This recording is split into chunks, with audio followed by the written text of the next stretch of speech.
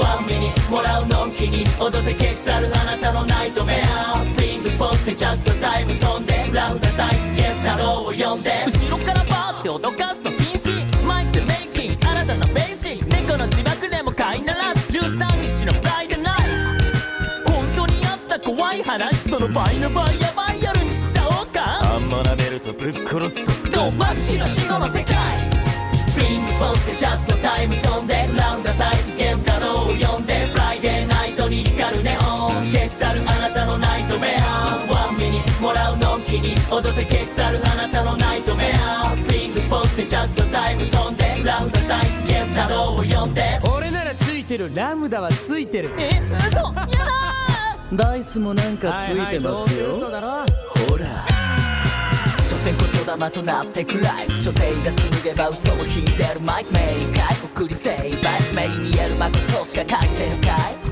背筋も凍るスキルがスリルいざうさばらしよろしいか何のあっち働くなら退治したためるとしよう怪談話フィングポーズでジャストタイム飛んでラウンダダイスゲ太郎を呼んでフライデーナイトに光るネオン消し去るあなたのナイトメアワンミニもらうのんきに踊って消し去るあなたのナイトメアフィングポーズでジャストタイム飛んでラウンダダイスゲ太郎を呼んで白黒つける赤黒のルーレット幽霊も寝かせるどでかいベッドデンジャーゾーンへ振り切るレッドお化けは本物か俺なら本物だ母命かけられる言葉かけられる命ないなら降りな墓場の前で下ろしてタッチグッラックベンターは37信じますか信じない好きも嫌いも何でも君の自由さ嘘も手間も溢れ出すこの街好きな者たちだけを信じたい誰かの邪魔俺らはしないこの街の自由 Yeah 君たち次第いつでも渋谷に集まれたちまち俺たちフィングな生かしたポッセフィングポーズでジャストタイム飛んでラウンダダイスゲ太郎を呼んでフライデーナイトに光るネオン消し去るあなたのナイトメアワンミニもらうのんきに踊って消し去るあなたのナイトメアフィングポーズでジャストタイム飛んでラウンダダイスゲ太郎を呼んでからぬ噂許すマジ諸行引き下がるわけにいかないもんねありからしかより一か八か Yo yes one more time don't believe the hype フィングポーズでジャストタイム飛んでラウンダダイスゲ太郎を呼んでフライデーナイトに光るネオン消し去るあなたのナイトメアワンミニもらうのんきに踊って消し去るあなたのナイトメア You got to be free Everybody's free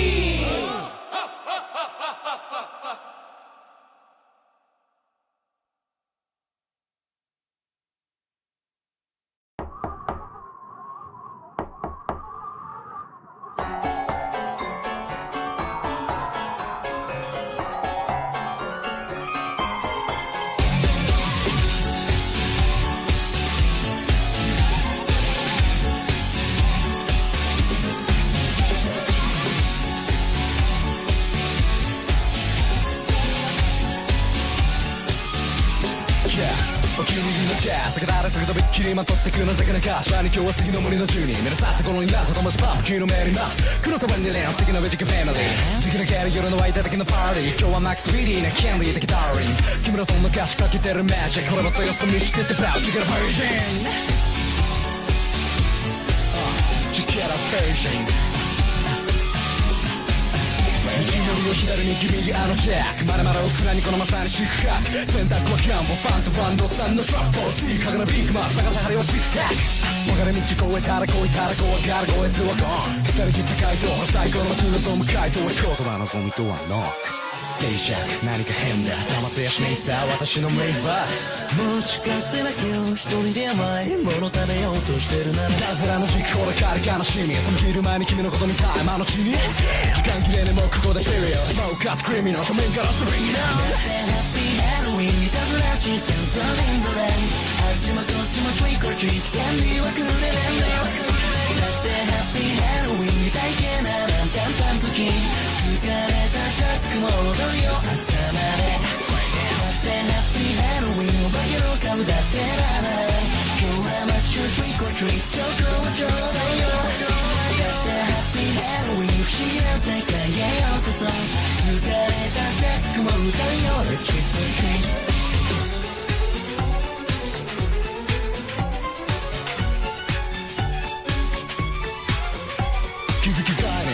でパイレーツ失った解明取り上げるサイエンスフィクションのファイナンスさならせサイレン人は若い目のシールズウィールでもせるベットリック切って張って君の言葉サンプル今頃何を切ったってそうマジ気取るマッチョの格好からマットはどうたまらバンキューとまりざのバラフィーどれもどこも独着なランドリーで光のせるガシャイサーブのヘンドウェイレートの分ままに超えてないのはのバック Welcome to the Halloween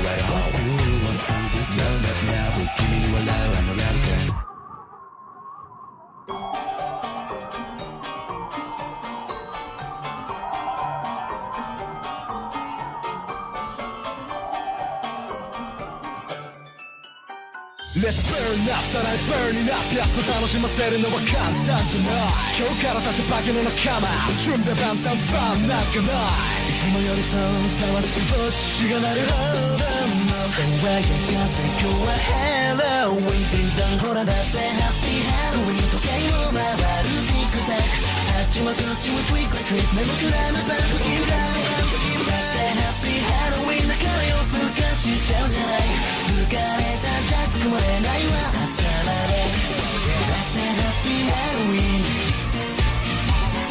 だってハッピーハロウィンだってハッピーハロウィン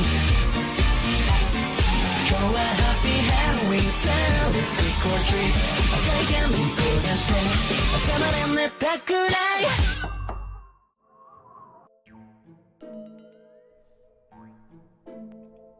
No, there we go. There I am. Alright, almost had it. Almost had it. Good evening, mortals. How are you all doing? Bunnicula is back once again to greet you all and spend the evening with you. Oh boy. I am so tired. I woke up way too early today and Velvet would not let me go back to sleep, so I just kind of been vibing all day. Like, they were, like, doing some kind of, like, housekeeping in my building, I guess. Like, they were cleaning the hallways or something, and they were fucking doing landscaping and leaf blowers out. I couldn't fucking win. I couldn't win. But it's okay. Hopefully I will sleep very, very well tonight to make up for it. But how have you all been? Hello, Shigure. Hi, Dino. Hello, Polaris. Hello, Peluche. Hi, Chiam. Hi, Super Twin. Hi, Adiro. Hi, Ruzo. Better luck next time. Hi, Seaweed. Congrats on first. Oh, man. It feels weird to take an actual weekend off sometimes. Using your stream to fall asleep? Well, you're in luck because I think I'm reading you guys a bedtime story, or at least that's kind of what the game is. It's like very, very storybook-esque. So we'll see how that goes.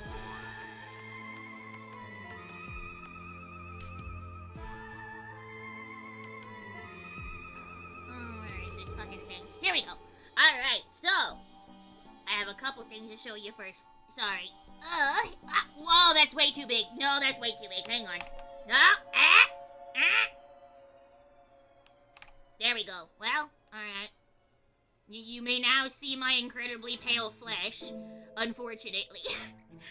So, Bunnicula's weekend started with a hunt to find makeup.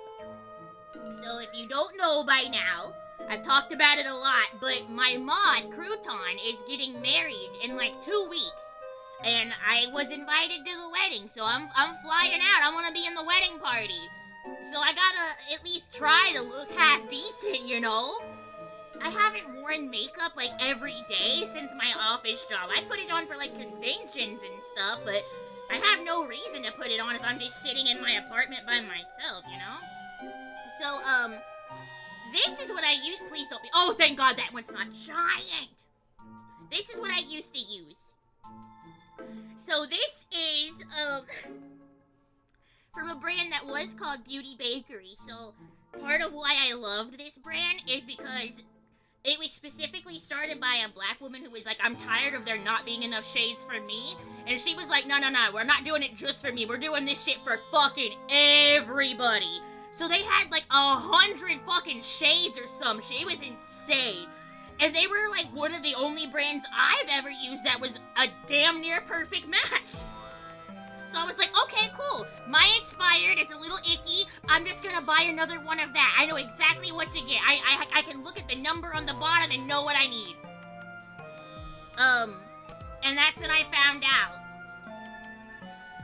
Yeah, apparently the person who started that makeup brand just kind of decided that they were done with making money and being cool.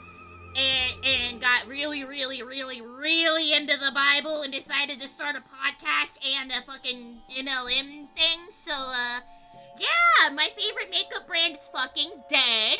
I can't order that anymore. Even if I wanted to, they stopped making it like 2 years ago. It's been that long since I've had to buy it. So, yeah, you girls confused. Oh, and I'll bring this one up again. So, I did my best. I was like, okay, I was shade 357NW in that old one. I know that means absolutely nothing to 90% of you, but it means I'm a very pale bitch, but I have a warm neutral undertone. So the bottom one here is the expired one I have of the Crazy Places makeup now. It's a closer match, but that one, like I said, it's kind of icky, it's clumpy, it's expired, it's not perfect anymore. So I was like, okay, well, that one says I'm warm neutral, so I should be able to get anything that's like light and neutral, right? So that's what I got for this other makeup. Because I haven't had to buy shit like this. I don't know what to get anymore. And I put it on and I'm like, I look like a fucking Oompa Loompa. I'm gonna show up to this wedding in fucking full ganguro at this rate. What the hell?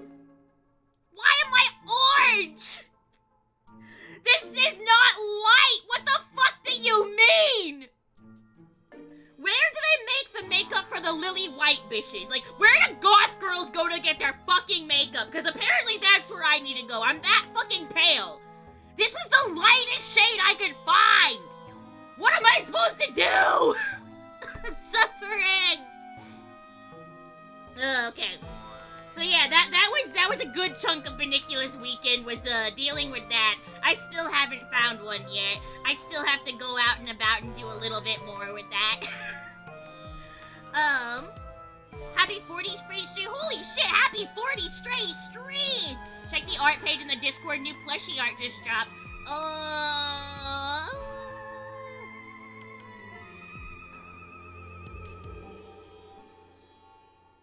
Plushie Bunnicula. Oh, she's in her little PJs. That's cute. Wait, can I get that to okay, I'll save that when I'm not in streamer mode. I'll save that and throw her up on the BRB screen. Thank you, she's cute. God, I lose my fucking train of thought so quickly. Holy shit. Can you tell that my medicine that my doctors put me on might not be cutting it? Alright, where is this fucking thing? Why are they separated? Why are they in separate spots? Alright, here's the other half of Bunnicula's weekend. I was, experimenting and trying my best to make some spooky treats. And they turned out really cute. Look at them! Look at my little chocolate ghosts I made! They're really big. They're like a chocolate bar size. So I just tried different things, like melting this stuff down. Some of them got caramel melted down into them. Some of them got, like, peanut butter cookies crushed up in them. I love them. Can I eat one? Yeah, you absolutely can. But, choose careful. One of them's different. I'll never tell you which one. But yeah, I was working on those. It was really cute. I think they turned out yummy, but I think I need to make them a little bit smaller. Because goddamn, it's hard to bite through these motherfuckers. They're like half an inch thick, if not thicker. I mean, I got some bunny chompers, but damn. You want the middle one? The white one in the middle? That one's normal. That one's normal. That one's normal. I think.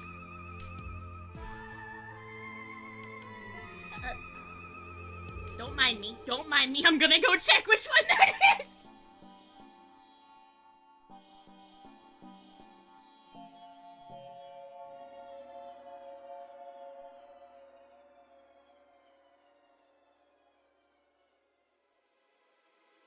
I lied.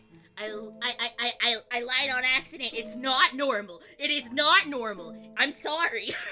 Oh no. Wait, I did these all the time when I was getting into confectionery. Getting the thickness right is a pain the first time. Yeah, it was tough. But this is my first time ever doing it. Like, I just thought it'd be a fun little cute thing to do. Because Bunnicula doesn't get to make Valentine's chocolate. She's never fucking alive during Valentine's Day. She's in a goddamn... Bienvenidos, yo soy Bird. Ah, fuck off with the bird! Ah! But either way, Bunnicula gets to do something fun now. She makes treats for the trick-or-treaters that will never come. And then she's gonna sit there and eat all of those and really, really regret it, probably. Was there anything else that happened this weekend? I'm trying to remember. You did a big chocolate bear? Oh, shit! Oh, well, this just happened. So, I usually go on a walk, like, every night before stream. It's just kind of what I do. I go, like, do a mile or two around the neighborhood sometimes. And, today when I was out on my walk, I heard a little jingle, and I'm like, huh? And I, like, stepped off to the side, because I thought, like, someone was, like, behind me walking their dog or something. Usually that's what I hear, is, like, a dog's collar. But I didn't see anything, and I'm like, oh, okay. So I kept walking, and then I heard the little jingle again. And then I looked over, and there was a fucking kitten in the road!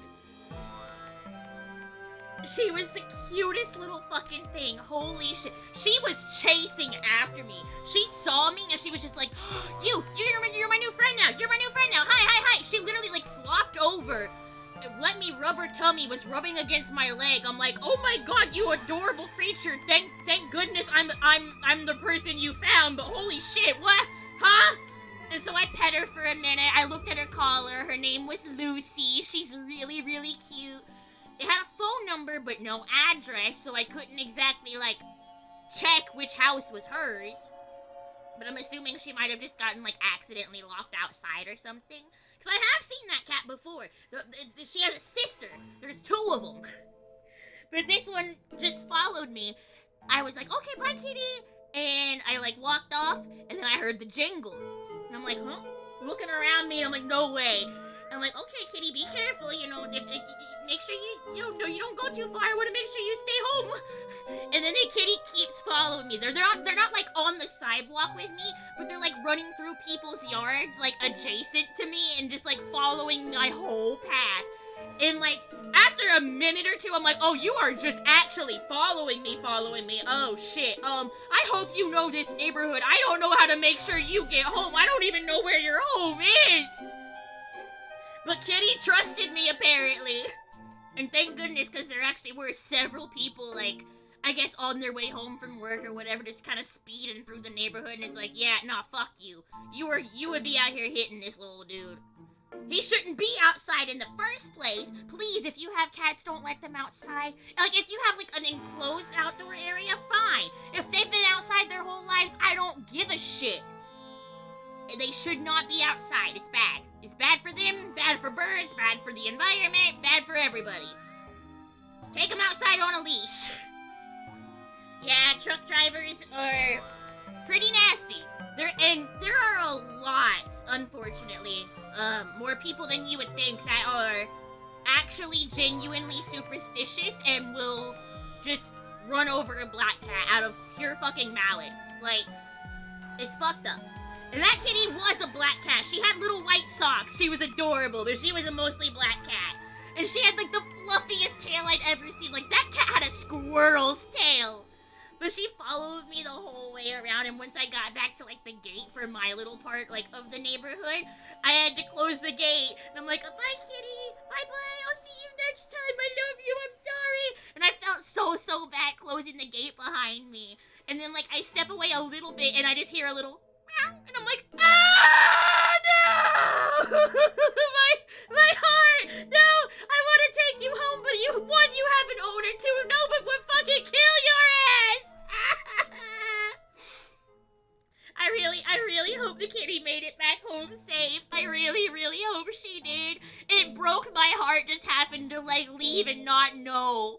I'm sure she probably did just get home fine, but it worries me so much when I see an animal with no owner and it's like, oh, I'm your guardian, I'm your mother now, come over here, I will protect you until we find where you belong. How to hold a rabbit by the ear, shake thoroughly to make sure your rabbit is mixed well. Where is my boiling frog gif? Where is it? Hi, Jax! But yeah, I think that's everything that's happened. Yeah. That's probably it. Alright, let me get this game started. I don't know much about it. We are going in entirely blind, gamers. So, unfortunately, if you have questions, I cannot answer them. Let's see if this works. Aw, come on. There she goes. Alright, cool. Hiding spot. Whoa! Oh, fuck that. Fuck that already. Oh, I hate that. Oh, no. Why was that thunder directly in my ears? Oh, fuck you. That's worse than any jump scare. Eat my entire fluffy little ass. Allow me to introduce you to my book. Though it might at first appear like many books you've come across, it is far from ordinary. Yeah, because you can actually read it aloud to me, thank God. You may, therefore, have some misunderstandings about its nature. The story that awaits you has not been fully told. In fact, its conclusion is not yet known, even to myself. It is in that way that my book is special. You didn't finish writing it? It is in that way that you are special. I wasn't finished when my mom had Without me? you, there is no story. Chapter 1. Normal isn't what it used to be. This is a story about change. Nestled in a shallow valley is the town of Beacon Pines. Alright. The name makes you think of Gravity Falls. I mean, yeah, kind of. I mean, they were the Pine Swings. Far from the town square, across the river, past the neglected welcome sign, a young boy walks alone at dawn. Oh, okay. His name is Luca Van Horn, and like you, dear reader, he's here for a reason. Oh, okay. Oh, we're just a little dude. Hey, Dad. How are things going? Today's the first day of summer vacation. I start middle school next year, I guess. I was 6 years old when he died. It's been 6 years now. From here on out, you'll have been gone longer than you were here. No, that's not how that works, actually. Your dad was around way longer than you were. Like, he didn't just start existing when you were born. I'm sorry, kid. That's not how that works. Feels like that should mean something. Mom always said that this was your favorite spot in the world. Me too. Hey, Luca. I knew I'd find you here. Rollo was Luca's closest friend. He possessed many fine qualities, but subtlety was not one of them. Okay. After I banged on your door till your gran answered, and after I checked the pond and climbed up to the treehouse, then I knew I'd find you here. Rollo finally noticed the tears welling in his friend's eyes, and the flowers on the grave. Oh, yeah, right. You and your mom always did this on your dad's birthday. Yeah. I didn't know if you were going to keep doing that now that your mom's gone too. Oh! she's just missing. Sorry, I meant to say since she went missing. She's gonna come back, Rolo. Of course she is. What the fuck, Rolo? Okay, Dad, see you next time. This little deer has got some intense eyeshadow. I appreciate it. I think I'm ready to get out of here. Sure, lead the way. Alright, off we go. Is there, like, stuff I'm supposed to... Oh, I can jump! We can skip! Oh, that's cute! Oh, I guess that's like a little achievement? Wonderful. I had a good feeling about you from the moment you opened my book. Really? You're just trying to make me blush. That charm is a very special thing. Very special indeed. Keep hold of it for now. Its purpose will reveal itself soon enough. Okay. Oh yeah, I almost forgot. Whole reason I was looking for you. I was wondering if you'd ever get to that. Found the perfect way to start our summer. How's that? Rolo looked to the side suspiciously. Oh? Not here. They might be watching. Who? Whomst? Shh, not so loud. We need to do this in a secure location. Mission control. Alright, I just have to tell Gran and then we can head out. What are you gonna tell her? I don't know, I'll think of something.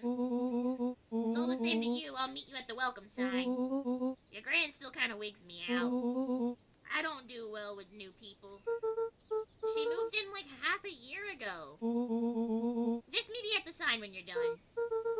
Suit yourself, I won't be long. Okay, tell Gran. Why is he so scared of... Oh, I have to look at this. Got it. Dear reader, forgive me for this interlude. Uh-huh. Remember that charm you found in the dandelion patch? Yeah? There are more of those special charms to discover throughout Beacon Pines. They've been known to reveal themselves to those who are willing. Some of them can be found in this very house. Okay, so be a nosy little shit till I unlock things. Since Gran had moved in, the house was more peaceful, more orderly, and more covered in flowery fabric. Yeah, why did grandmas do that? Why do they have to have, like, the ugliest floral fucking couch on the planet? At what age do women decide to One buy of his that? father's old stethoscopes. Luca had spent countless hours listening to anything and everything with it. So your dad's a doctor? Not for years, though.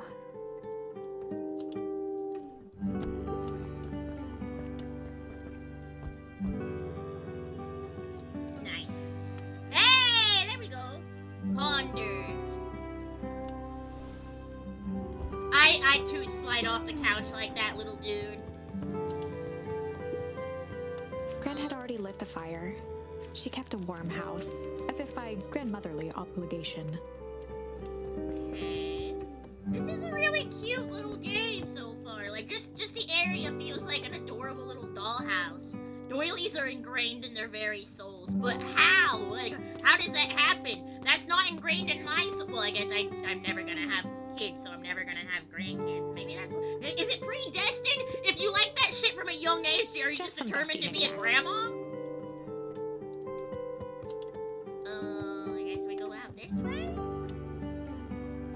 Oh, this is so An charming. array of prepared meals crowded the refrigerator, each labeled with the day of the week.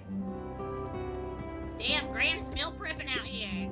A pair of dull scissors, a broken can opener, a mostly empty bottle of glue, and some loose string. Okay, the junk drawer, yeah!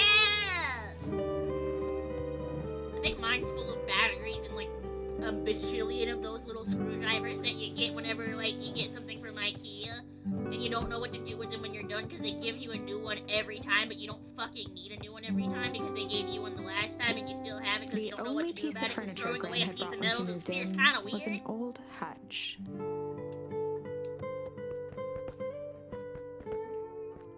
Okay, I guess I'll go upstairs before I go outside. Luca paused at his parents' bedroom door. Oh. He just wasn't ready to go in yet. Gran had commandeered the upstairs closet when she moved in. Some things need shelter from a young boy's mischief, she said. Oh? What are you putting in there, Gran? Wait, is this our room? This is cute! Oh my goodness, it's like a cute little attic space! Gran's bed was undisturbed. Luca didn't mind that she had a habit of falling asleep in front of the fireplace. It meant that he could read late into the night. This is precious. Holy shit. Even just the little footsteps. That might not be that audible for you guys, but I can hear the little tippy tappies. Oh my, this is quite exciting. I am now certain that you are the one I've been waiting for all these years. You'll recall I was a bit coy regarding the use of charms earlier. Not really. You're a tutorial. Excuse me. I tend to have a flair for the dramatic. Get it over with. You are about to encounter your first turning point. There are certain times in this tale when everything hinges on a single word. Okay, so we get choices! Step forth, dear reader. Alright, understood. Out. A beginner's guide to gardening laid open on the bench. Hi, Grandma. Hey, Gran, I'm gonna go. For Pete's sake, go change out of your pajamas before you say another word. But nothing. Inside clothes are for inside. And outside clothes are for outside. Lucas stared at his feet and muttered under his breath. Mom always let me wear my pajamas in the garden. Well, Eleanor isn't here, is she? Now go upstairs, change, and then we'll talk. Right, of course. I forgot about the pajamas. Okay, damn. What the hell? You can't wear pajamas outside? What kind of fucking place is this?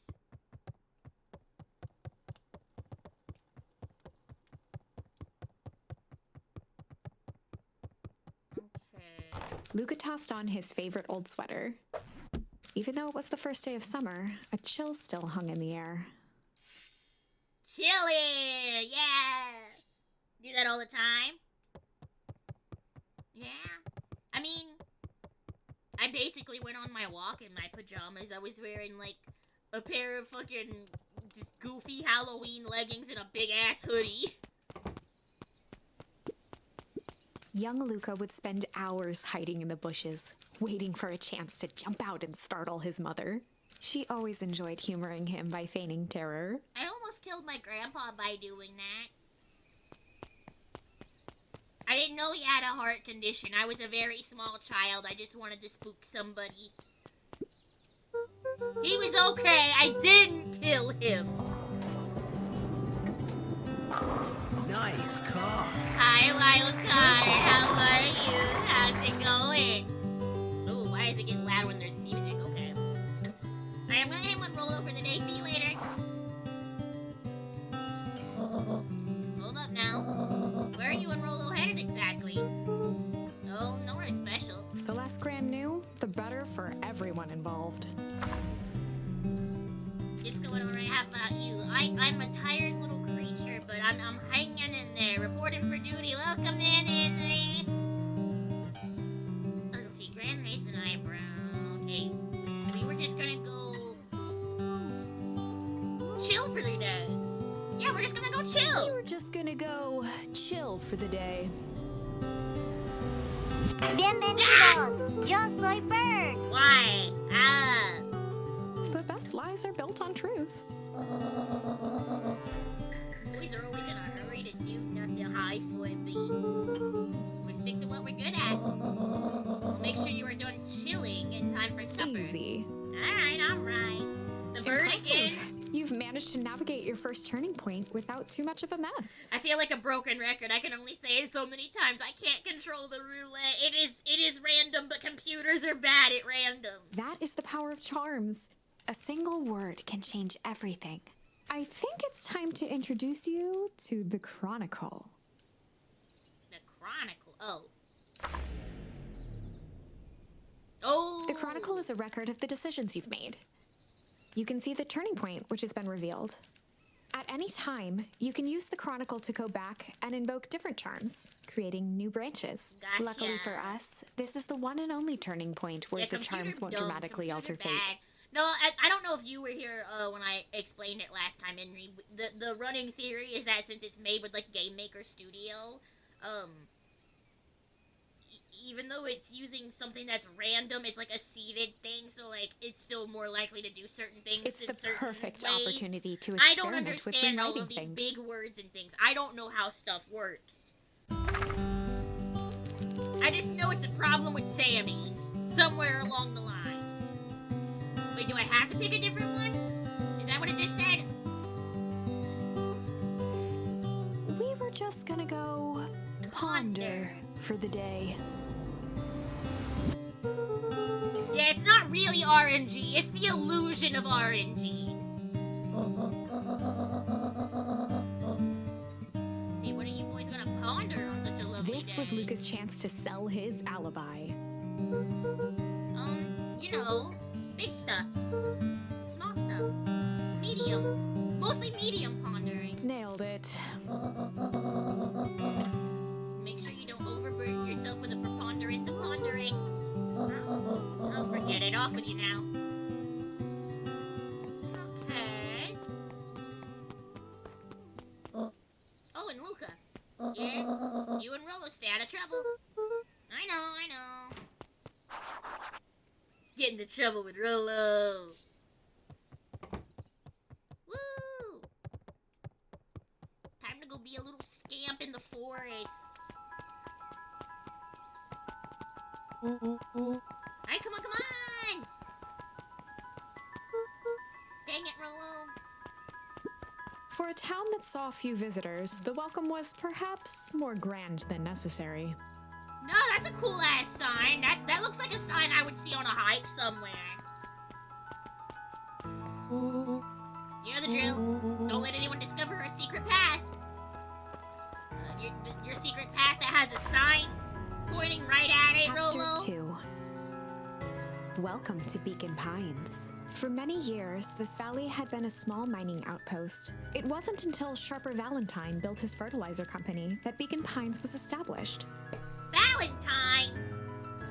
Over the next 30 years, the town had grown and prospered. Until the foul harvest and his sudden death. In the 6 years since, everyone was simply trying to get by. Mining town like Silent Hill. Okay, you look like a hyena. Mr. Kerr? Hey there, pal. William Kerr was the CEO of Perennial Harvest Company. He had become a fixture around town over the past few years. After the failing of Valentine Fertilizer, the town was hungry to welcome a new source of employment. Excited for the big festival? Oh, sure. Come on now, when I was your age, there was nothing more exciting than a town festival. The food, the dancing, the music. Sounds pretty alright.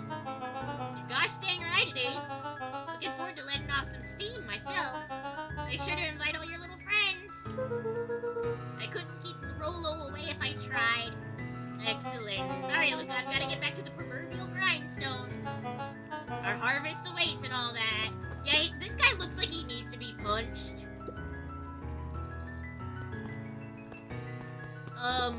Okay, yeah, we'll get to Rolo, but more importantly...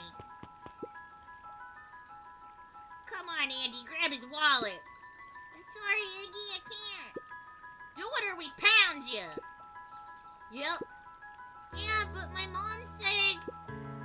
Yeah, but... If I had a nickel for every yeah, but... I'd be the frickin' king of nickels. Ain't that right, Tish? Yep. Us poor little bunny. They're picking on the little guy. It's not fair.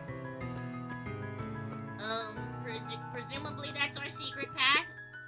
Hey, Jetson. Is the line playing any tunes today? No bites this morning, I'm afraid. Come to think of it, I can't remember the last time I reeled one in. But hey, it was never about the catch. This is where I come to think. Yeah, that's what my dad used to do here. That reminds me, you ever want to share back? I've taken to standing recently. Keeps me from falling asleep at the reel. If you don't mind, I think it should stay. Not at all. An empty chair makes for a great listener. Whenever Luca saw his dad's chair by the pond, it reminded him of the days they'd pack up a couple of sandwiches and fish until sundown.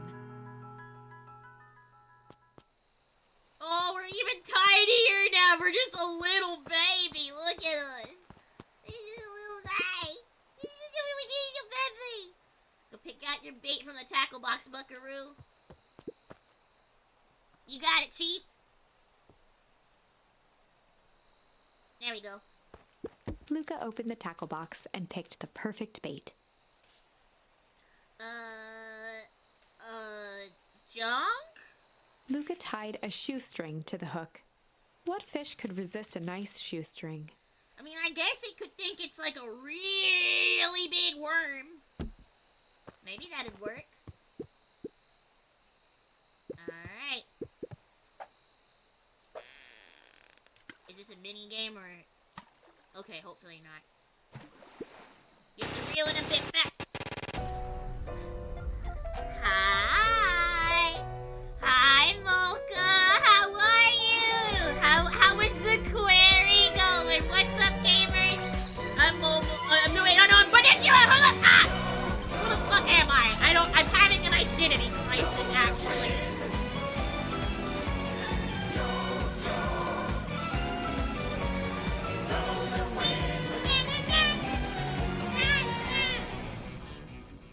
Hi, Mocha. How's it going? What's up, gamers? I'm playing Beacon Pines. It's a cute little storybook game. I don't really know what's going on yet, but how's it going? How's stream? I have never actually played any of the games from that series, but I really, really, really like Until Dawn, to the point that I have a... So there's a line in that game, and it's just, Jesus, hot sauce Christmas cakes. This is fucking unbelievable. And that has been in my brain for like 10 fucking years. It never left. I have a fucking, like, stream lose redeem for that sound. Maybe someday I'll play those games. It is a pretty good line. The first time I heard that, I'm like, who the fuck wrote this? Who made this combination of fucking words? It's great. I love shit like that. Alright, Luca tied a shoe. What fish could... Okay, what do I gotta do? Give it a good cast. Alright. Okay, I actually do have to reel it in. Okay. I love the dialogue. Luca tied a shoe. What fish could...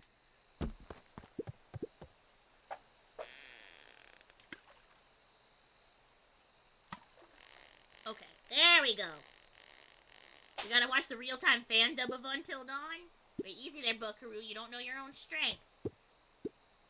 Wait, am I gonna get stuck on the fishing minigame? Luca tied a... What fish could... Okay.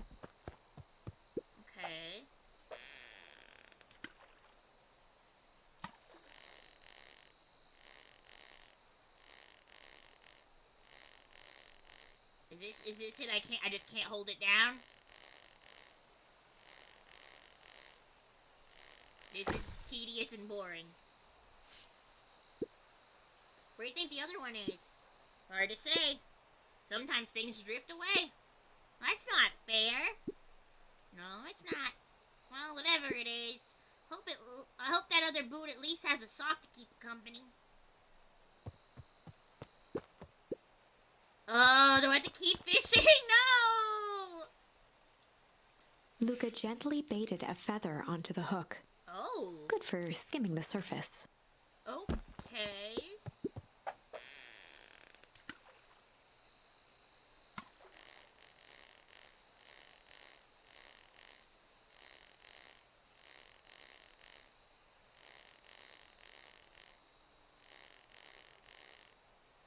This is why I hate fishing. In games, IRL doesn't matter. I hate fishing. It takes too fucking long. I ain't got the patience for this shit. Well, I'll be switched. It's your old rubber ducky. You were just a little drooling ball of fur when you lost that. Fishing IRL is boring. It's boring and gross and smelly. It was like my dad's favorite hobby. My dad and my older brother, they loved going fishing. And I remember one year, I don't remember how old I was, but I was like somewhere between like, I don't know, like 10 and 13. My dad got me a whole fishing set. He went out of his way to buy like a little pink pole, like not like a little Barbie one, like an actual fishing rod that had like a little pink handle. He got me a tackle box. He got me so much nice, cute fishing shit. I'm just like, gee, thanks, Dad. I fucking hated fishing. I went out one time with him. One time and used that stuff. Was not a good time. Never win again. I'm just like, okay, yeah, cool. So about those video games I fucking asked for. Do I have to keep fishing? New bait. What do you say we head out and find some more? Alright. Like, am I running into the forest? Am I just leaving? Okay, I'm just leaving.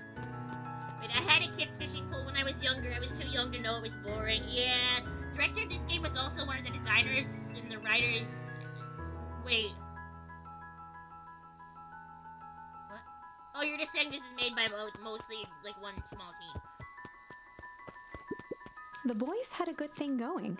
As long as they kept old Jeff happy, they had an endless source of precious materials to add to the treehouse. Jeff?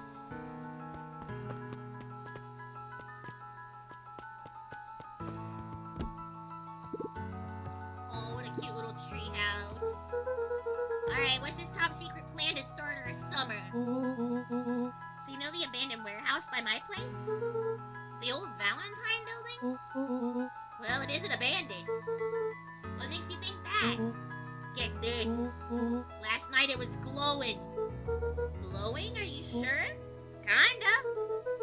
The place has been empty since the foul harvest. Yeah. Who would even want to poke around that place? We would, Rolo. We would.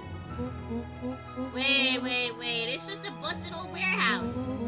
I just meant we could do some research at the library. You want to actually go to the warehouse? What do you expect to find? Answers? My mom is out there somewhere. And it seems like everyone wants to pretend that she's gone for good. You don't have to come, Rolo, if you don't want to. Remember that time I sort of accidentally burned down the chicken coop? And you jumped in and said it was your fault before my paw throttled me?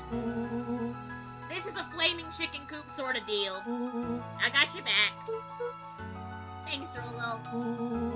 Now that I think about it, poking around a decrepit fertilizer warehouse is exactly how I want to spend the first day of summer. Woo! But you can watch me in 95 fishing in a pond, candy cigarette in my mouth, sobe drink at my feet. You could catch me being, a zygote, probably. I remember playing Zelda fishing minigame while fishing out on the pier. Oh, see, that sounds kind of charming. Like, I could see the charm of, like, oh, actually, you know what? Uh-oh. Momo just Bunnicula just remembered something. Hang on. Do I have a version of this that I can show you guys? Oh, please tell me I do. Please tell me I do.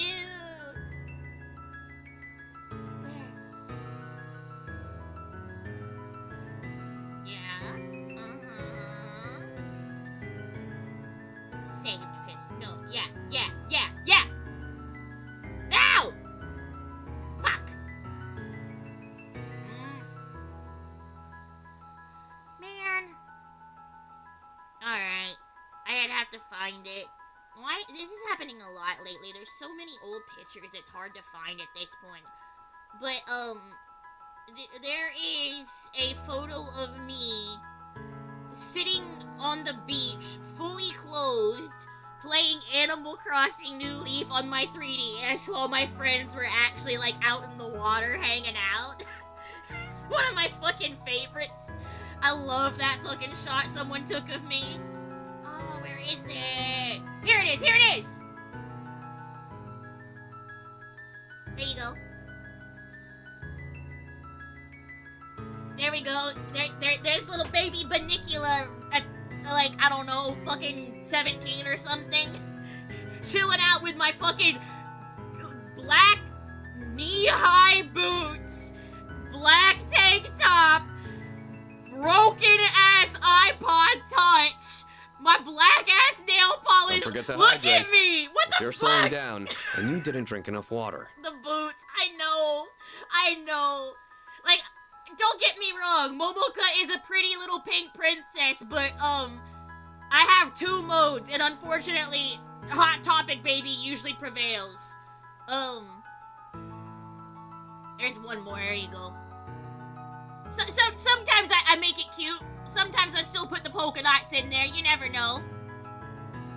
There we go. I think that's all I got for you. Wait, no, one more. There we go. Yeah, super hot topic baby right here. You can see it. I am dripping with it. Oh man, I miss going to conventions. I miss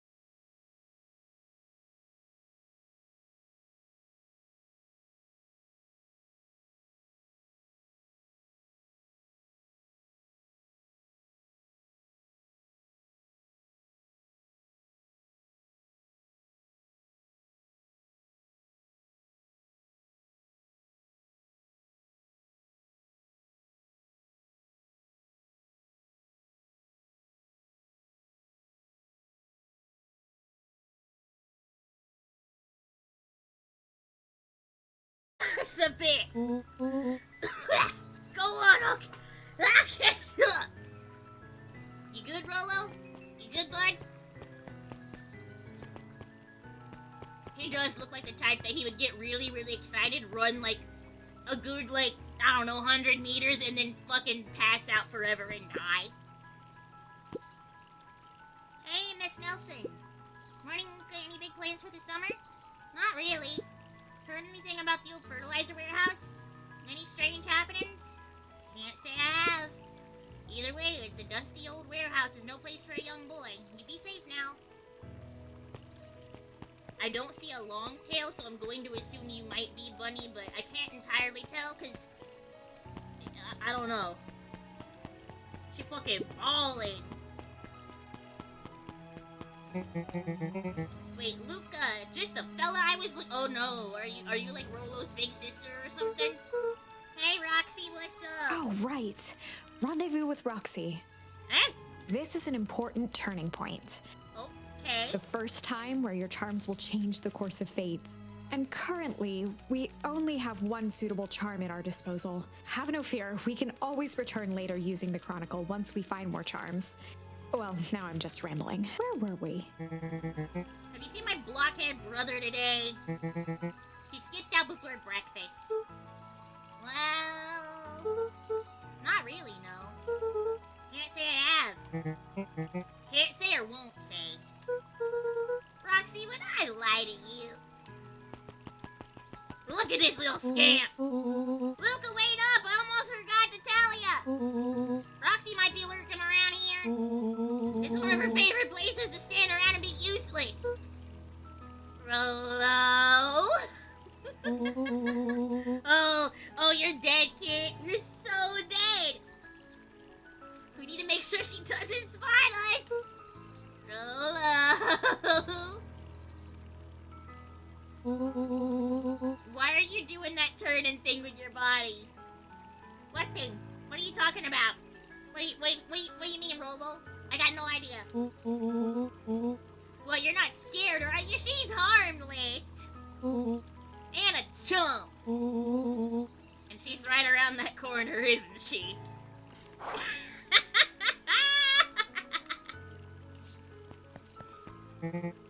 Don't mind me, just over here lurking. Uselessly. Oh, hey! Sis? Nice weather we're having, huh? I couldn't help but notice you snuck out this morning before breakfast. Wasn't hungry. Also couldn't help but notice your morning chores were left unchored. Roxy, I'm gonna level with you. I'm sick and tired of digging up carrots. We all gotta pick up the slack since the foul harvest. Almost every carrot I dig up is rotten. And the rest look like they were hit with a Hank Atomic Shrinko Ray. All the more reason to keep on digging. It's gotta be more to life than puny carrots. Look, Roxy, Luca, and I have places to be, so if you don't mind...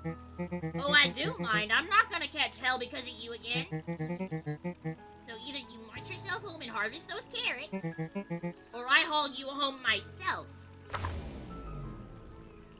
Rolo froze as Roxy took a step toward him, cracking her knuckles.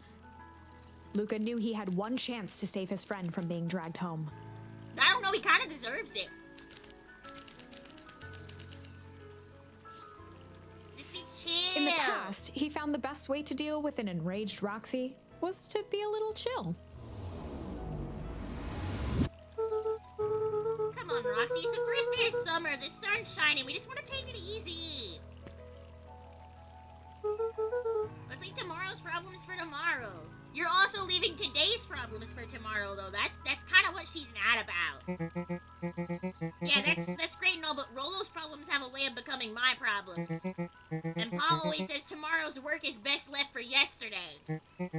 March, you big oaf. Ah, rats. I expect a full report about the Valentine place. A full report! Okay.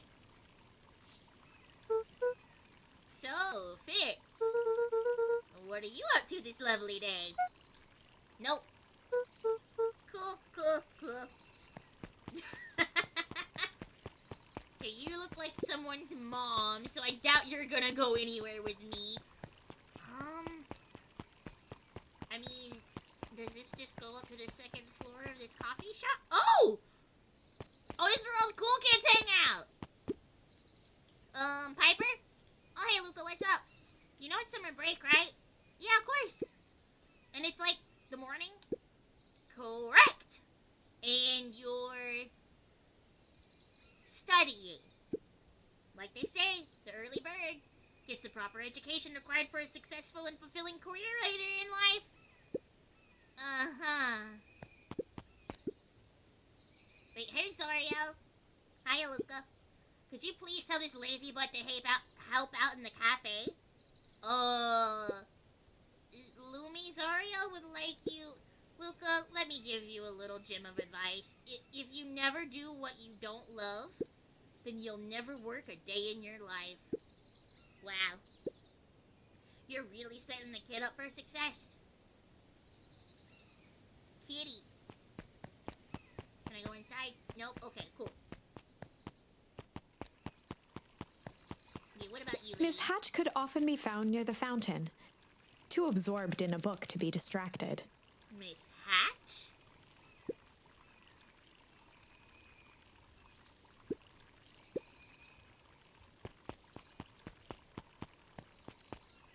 I think I've told you guys the story about a teacher that I had that we called Dr. Hatch. She was super fucking cool. She was not a doctor, and Hatch was not her actual name. Oh! Why'd you do that, Luca? I didn't think you were gonna touch it. I thought you were gonna look at it. You little shit. Why do children in video games have free will? Hey, Bert. Hey, Luca. I'm doing some fact checking for the town history exhibit. Look, kid, I'm just here to put up. Hell fucking yeah! That was loud.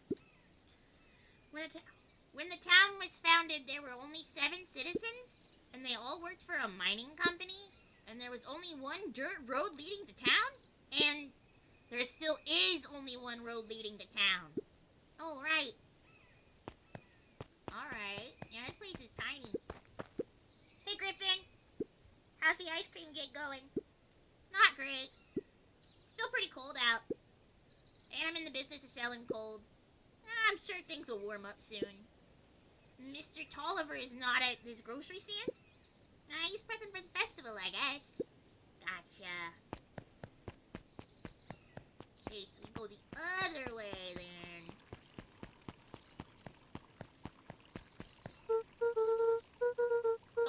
Okay, you want me to talk to everybody, understood. Holden Wilder ran the local paper of record, the Beacon. Hey, Mr. Wilder. Morning, Luca. What's the day have in store for you? I was wondering if you heard any news about... News?! The Beacon knows the news that needs knowing. Any news about the old fertilizer warehouse? Nope. Oh.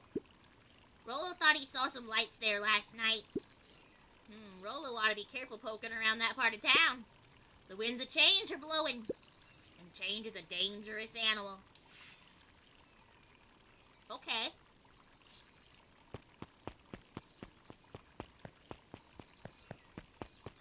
Aren't we all dangerous animals? Hey, Solomon. Apologies, no time for chit-chat. Bye, Solomon. This is a library? I've never seen a library that just looked like a bookstore.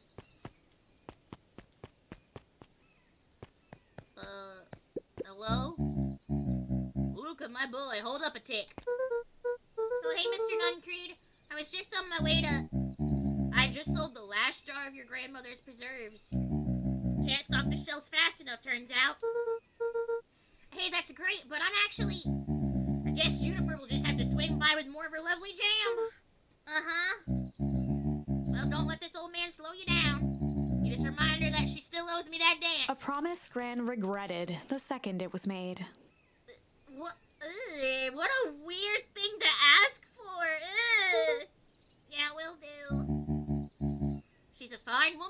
Quit talking about my grandma! Yeah, she's pretty cool, I guess. A real fun woman. I do not feel safe around this man. Okay, gotta go. What the fuck is wrong with this guy? What the phone fuck? booth was brand new, part of Perennial Harvest's Beacon Pines Reborn initiative. It didn't see much use. Valid. Wait, are you a different bunny? You have the long ears, but your tail is also very, very long. Hey, Joey. How's the bug hunt going? Not great. Bugs have been shy this week. Bugs get shy? Oh, sure, bugs aren't that different from people. Sometimes they just want to be left alone. If you're going into the weepwood, just be careful where you step. No bug crunching. Got it. Wait, reminds me of my step-grandfather and grandma divorce. Damn. I cannot imagine being so bothered by somebody at that age that you would just be like, nah, fuck this, no. Like, aren't you tired? The path led into a small hollow at the edge of Weepwood. He hated we always called him Bob and not Grandpa. Ah. So the path led into a small hollow. Okay, no turning back now. But, caution, electrified fence. Is that sign new? The fence thrummed with a gentle electric buzz. Okay, so what would Rolo do if he was here? Luca often asked himself what Rolo would do, so that he could rule out that option. Good. I'm definitely not touching that thing. Nope. Okay, go back. Luca knew that if he gave up now, he'd... But I want to explore the other area. I didn't know that going this way was locking Luca me in. That's not fair. As sparks flew from the fence, the light atop that section shut off. 2 bulbs remained. Oh. I guess I can just pick up whatever. Oh. That's 2. 1 more to go. Wait, she saw him hit one of the dogs and she kicked him to the curb. Okay, yeah, no, that's valid. That's valid. The fence's buzzing gave way to silence. I don't think that's how electrical fences typically work, but you know what? Whatever, cool. Every kid in town knew the old Valentine fertilizer building. That looks nasty. Yicky. Long abandoned, the warehouse once served as the industrial heart of Beacon Pines. Now, it stood only as a reminder of things left behind. Like, even the trees are melting! The dormant building showed strange signs of life. Okay, so Rolo wasn't exaggerating for once. What's going on here? There was only one way to find out. Break in! Oh, wow, that smells awful. Too bad Rolo's not here. He'd have no problem poking around in here. Gross. Can you, like, close that lid? No? Okay. The water looked almost diseased. It flowed slowly into the woods. Oh no, that's not good. Okay, nothing to inspect over here. The hose emitted a subtle sound. It was actively draining some kind of liquid. Locked. Luca thought he heard faint sounds coming from the other side of the door. He pressed his ear against the cold metal to hear better. A zipper? Footsteps. The sound of footsteps grew louder. That's not good. Get the fuck away from the door, kid! Hide in the dumpster! Oh! Shit.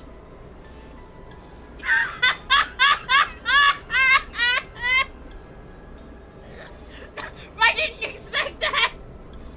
What? The heavy steel door knocked Luca to the ground. Disoriented, he looked up to see an imposing figure silhouetted in a green glow. It lunged toward him.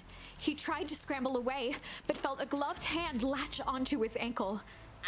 Luca watched his fingernails leave trails in the dirt as the hand slowly dragged him back through the door, into the lab, into the green light. This is a story about change. This is a story about change. It was far from the sort of change Luca imagined for himself. But change is, after all, a dangerous animal. The end? What? I probably should have warned you about this. There are many paths that our story can take. Most will end in tragedy. But don't let that discourage you. We will find the ending that this story deserves. I just know it. Alright, but if you make me do like 40 fucking bad ends before I get a good one, I'm gonna give up. From here on out, a charm will have a check mark when it's been used to its full potential at a given turning point. Now, let's try something different. Alright, well, how can I try something different? Oh, you want me to try Rendezvous Roxy, and we just say shit? Don't forget to hydrate. I don't understand. If you're slowing down, and you didn't drink enough water. Yeah, you're right, I didn't. Okay. I need to actually open my water. In the past, he found the best way to deal with an enraged Roxy was to be a little shit. Okay, yeah, be a little shit. In the past, he found the best way to deal with an enraged Roxy was to be a little shit. Oh!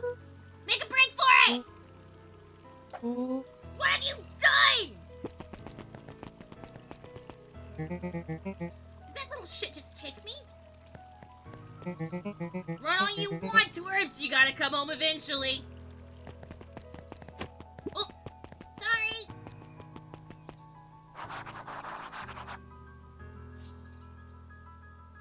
Are you still in a rush? Sorry about that. Rolo can get overexcited sometimes. Solomon Valentine, current ward of and future successor to the Valentine fortune, Oh. huffed as he brushed off his pants. Town of complete and utter fools. One wonders if it's worth taking anything here seriously. Either way, I'm really sorry. No matter. How are you doing? Me? Yes, with all that business about your mother and whatnot. Oh, I'm getting by. Still no word from her at all? No. That is truly a shame. Oh, okay. Your grandmother has taken residence to keep house? Yeah. And how is that going? We mostly stay out of each other's way. You make it sound like she's rarely at home. It's not like that. She just has a lot to do. She's still settling in and trying to figure out how to make ends meet. Indeed. Well, count your blessings. It's better to have a caretaker who is rarely around in lieu of one who tries to compensate by smothering you with attention. That doesn't sound so bad. And trust me when I say it's best to rely on yourself. Family has a way of creating more problems than they solve. Alright, well... Oh! Shit! Solomon trifled a gesture toward the approaching heiress Valentine. Speak of the devil. Do not wander off like that. I'm much too busy to be looking all over for you. Apologies, heiress. Just taking a stroll through town. Strolls are for commoners. You're a Valentine now. I want you to be present for the construction of the History Museum. The future of this town relies on its ability to remember our family's great past. Uh-huh.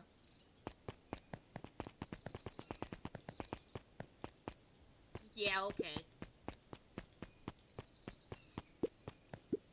Looks like the library hasn't opened yet. I'll check back later. I am not talking to this man today. No!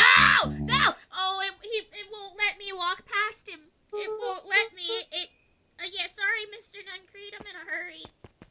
Ah! Oh, okay, I can. Boy's got too much of his father in him. Alright. I win. A little help. I am the champion! We were racing? Did that road get longer? Like anything ever changes around here. It seemed longer. You're just lightheaded from the run. You really need to pace yourself better next time. Not sure I would take advice from second place. Has that sign always been there? Wait, what?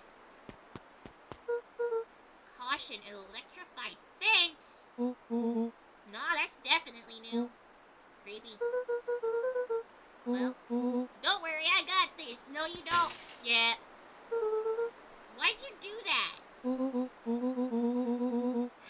Paul always says you can figure out what the plan was when you're done. Oh my gosh. Great, what now? Well, I did my part and established that touching the fence is bad. I'm sure you can handle it from here. I'll supervise. Well, I mean, you did get one of the lights out.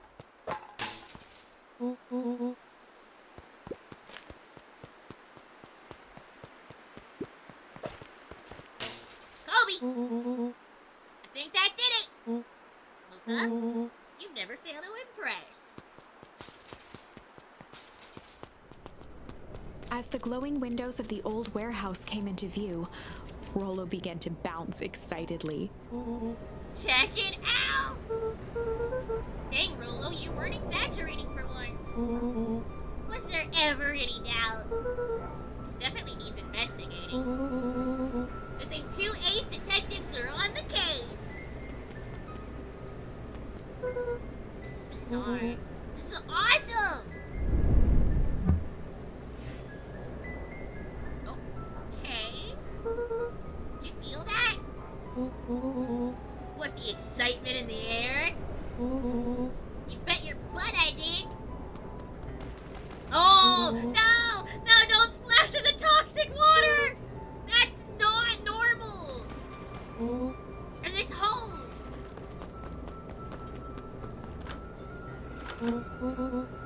This kid is begging to be killed. Oh man, the door's locked. Try harder. No dice, it won't budge. Oh well. This dumpster's new, right? I bet it's got stuff in it. I can't really see what's in here. Who did all of this? My nose is itching. I think I smell some treasure. Are you sure that isn't the hazardous waste? Just help me get it. Rollo, it would be my honor to throw you in the trash. Come on, lady luck. So, what's in there? Let's see. The squishy bag of squish. Wow. A good inch of stagnant sludge. Your natural habitat. Wait, hold the phone. Hold 2 phones. Check these bad boys out. Are those walkie-talkies? Just like Hank Atomic Communicators. Do these actually work? Ew, they look gross. Ground command to Hank Atomic. Hank, do you read me? This is Hank Atomic. Ground command, you're coming in 5 by 5. How are your vital readouts, Hank? It's getting a little stuffy in here. Requesting assistance for evac. Help's on the way. What was that? Someone's coming, give me your hand. I'm trying, my hands are covered in squish. Ew. Screw over, I'm coming in.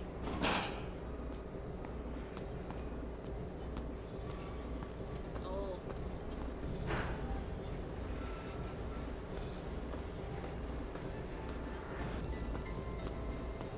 What did you come outside for? What was that for? Tell me you saw that. Dude, I don't know what I saw. He's coming back, get down. Oh, okay. Oh, that's a body.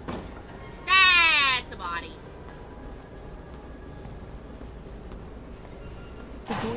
petrified under the weight of the bag. Oh god, tell me that's not what I think it is. But do you know what separates run-of-the-mill detectives from ace detectives? A ridiculous hat? When the chips are down, ace detectives dig deeper for clues. Rollo felt around at the large sack which burdened them. Oh no! He snapped off a tag from just within a small zipper opening in the bag. Oh no! It's some sort of badge or something. What's it say? Rollo held the badge up to a faint shaft of light within the dumpster. Dr. Prescott Deep Engineering. It's a name tag. Who would throw away a bag full of old slimy name tags? I think it's just one name tag in a bag full of something else. Okay. I think we should make a break for it.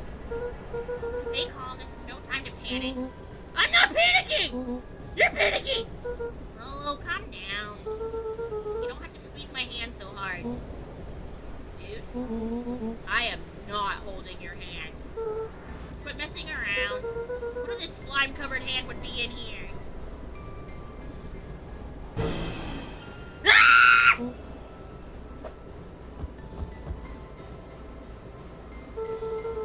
I am beginning to see the benefits of your run for your lives plan! Right, we've clearly established that I'm faster than you, so I'll go first. Why not go together? Flaming chicken coop, Luna! I'll make sure the coast is clear!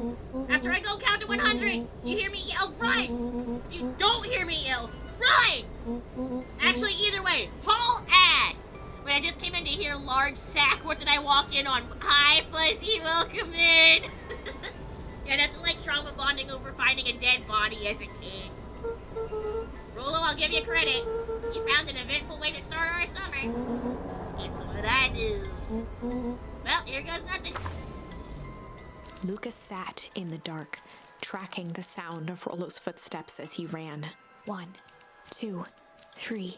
He pressed his ear to the dumpster wall, straining to hear Rollo's footsteps as they faded away. 15, 16, 17. He tried not to think about the contents of the dumpster as he counted. 35, 36, 37. The thick stench made it hard to breathe. Screw it, that's long enough. Luca carefully lifted the lid and peered out. Nothing. No sign of Rollo. No sign of the man in the yellow suit. Time to haul ass. Yeah, Luca time to haul climbed ass. from the dumpster, stumbling to his knees. He was up like a shot and running, sprinting toward home as fast as he could. Beacon Pines flew by, blurred by the tears that welled up in his eyes. He wouldn't remember getting home at all that night. Throwing his front door open, storming up the stairs to his room and surrendering to sleep almost as abruptly as he hit his pillow. But where's Rollo? Chapter 3. Finding a friend. The next morning, it was quieter than usual at the breakfast table. Only the sound of silverware and chewing interrupted the awkward silence. Disgusting. I finished jarring a mess of jam last night. So that'll need to get delivered into town today. Okay. So what did you and Rollo get up to yesterday? Oh, nothing interesting.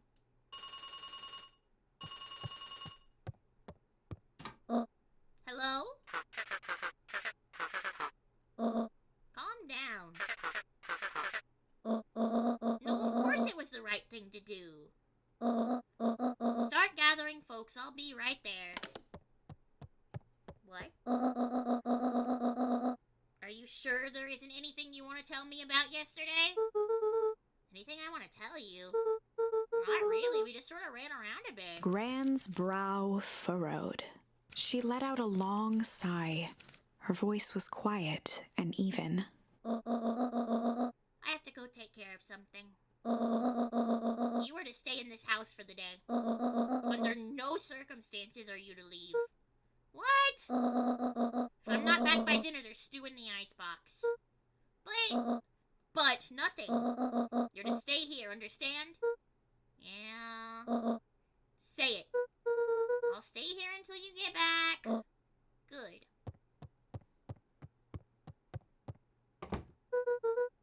Well, that was strange.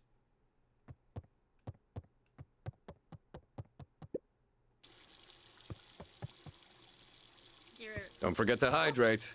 If you're slowing down and you didn't drink enough water.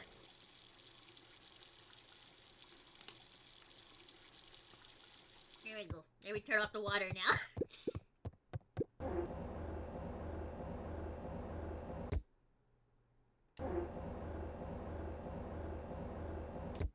I like that we can hear the fridge. I like that. I like that a lot.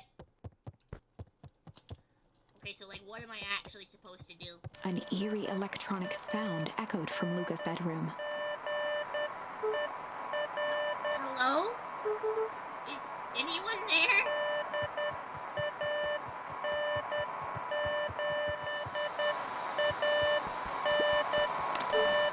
Hello? Rolo, is that you?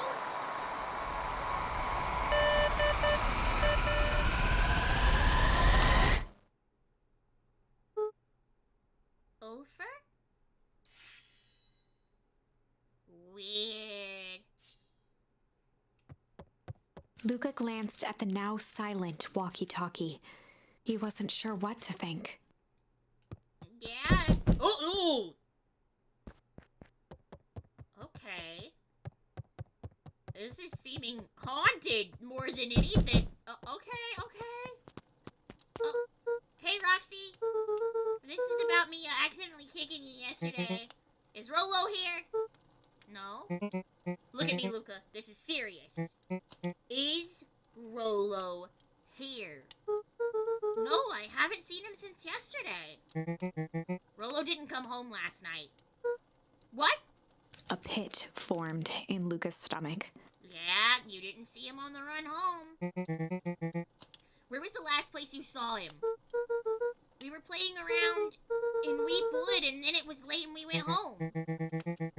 Weepwood, if he's alive, I am going to kill that little creep. Is there anything else? Anything that he said? Luca's mouth felt dry. No, we were just messing around. I don't think that I can lose this one. Hi, Ricardos, how are you? Okay, I need to go let people know to check the woods. You just stay out of trouble. Go see if he's hiding in the library or something. Luca could feel his heart beating in his throat. Rolo? Where are you? Okay, so, but, I mean, I guess I could check the library for Rolo, but that is explicitly breaking Grandma's orders. Does Roxy's orders override Grandma? Is that how this is going? You just beat Legends EA Momo Club is a lot of fun. Oh, congrats! I can't wait till I get to play it. I've still been doing my best to avoid spoilers, but at the same time, it also means, like, there's a couple of, like, people's streams I really want to watch, and I just can't. They struggle. Oh, wait. Oh, this was the wrong way. Whoopsie. Choo choo.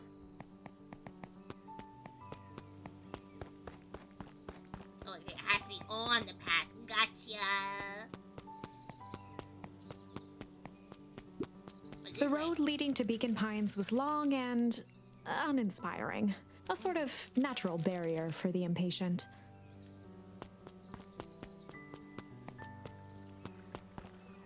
Oh, shit. Yeah, looks like something went down around here. Hey, Bert. Have you seen Rolo? No. Though I have mostly been talking to clipboards. They're setting up lots of stuff for the festival. This one said he had to process some answers. I told him that was fine. I'll wait here until he gets back. Okay. Wait, what?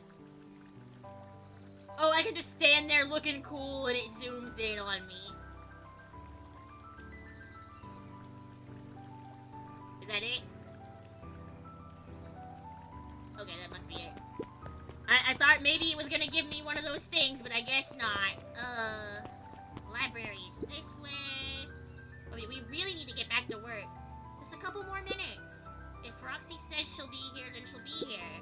I don't see why I'm just standing around, not doing nothing, and waiting for Roxy when I could be standing around doing nothing and getting paid for it. Come on, Lumi. Roxy needs our help. Yeah, well, good intentions don't qualify as legal tender. Oh my god. God, my parents wouldn't listen. No offense, but isn't Rolo always getting into trouble? Something feels different this time. What can we do to help? We need to check where the adults aren't. So I guess it's up to us to check Weep Woods. Our shift doesn't end for a couple another hours. We could spend the time making posters. That would be great. I guess. Right. Fitz and I will check Weepwood. We'll be back later to pick up the posters. I think my dad has a map of Weepwood. Let's swing by my house and grab it before we head out. Oh my, wait, is that one a ferret? Or like a little chipmunk? Who are you? Oh wait, you're both cute! What are you? What's this about a missing child? I must stress that the situation is completely under control. It all just seems so terrible. And you're sure there's nothing we can do to help? Nonsense, young Mr. Cotter will turn up safe and sound, I'm certain. You just focus on settling in. I trust my sister has supplied you with suitable lodging. Oh, yes, Miss Valentine has been more than accommodating. We were just telling our daughter, Beck, that... Now, where did she run off to?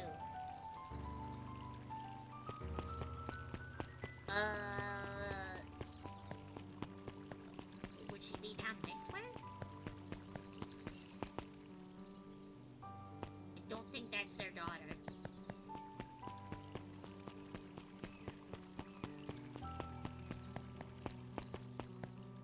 Oh, hey, the library. Oh, abandoned house. Jeff's hardware closed down about a year ago. The effects of the foul harvest stretched wide. When there are no crops in the field, tractors don't need fixing. I guess. They still need routine maintenance though, right? There were rarely any actual new additions. Simply a variety of existing content rotated into the front display each week. Damn, just like the modern day. Not full of nobody. They keep making the same Oh, the 5 cobs movies. I've eaten. A salad-centric travel guide for the mildly adventurous. Yuck. Hang on, you're cute. Who are you? Hey, Jace. Oh, hey, Luca. Did Rolo come by? No. I was actually surprised. He's usually here early on days when a new issue drops. Rolo's the biggest Hank Atomic fan I know. Besides myself, that is. Well, if he does swing... Vegetables. Great vegetable. Wait.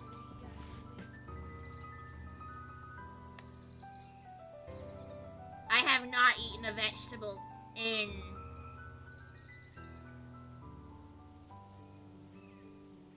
2 days? Maybe 3? I can't remember what I ate on Saturday. What the fuck? I'm sorry, I don't like them. I can't afford them. I don't have money. Produce is expensive.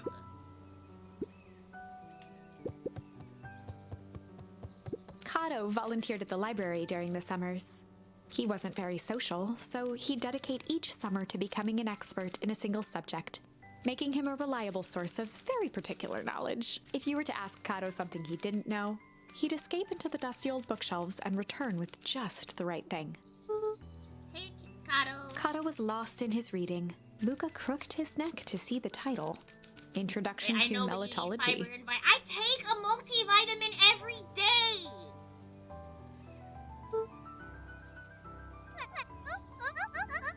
Oh, that's a cute little sound. You're 30 now. Yeah, so? I still take my gummy vitamins. What do you want from me? Good book? Then I'll just start it. He gestured to the shelves. I'm really running out of books I haven't read yet. So now it's under the wonderful world of bees. Turns out bees are pretty cool. For instance, did you know that 70% of bee species actually live in underground tunnels? Or if there are 2 queens in a hive, they'll fight to the death for supremacy? Oh, okay. That's interesting, but you haven't seen Rolo around recently, have you? Not since yesterday. Keep an eye out for him, okay? children. If I see him, you'll be the first to know. Boo.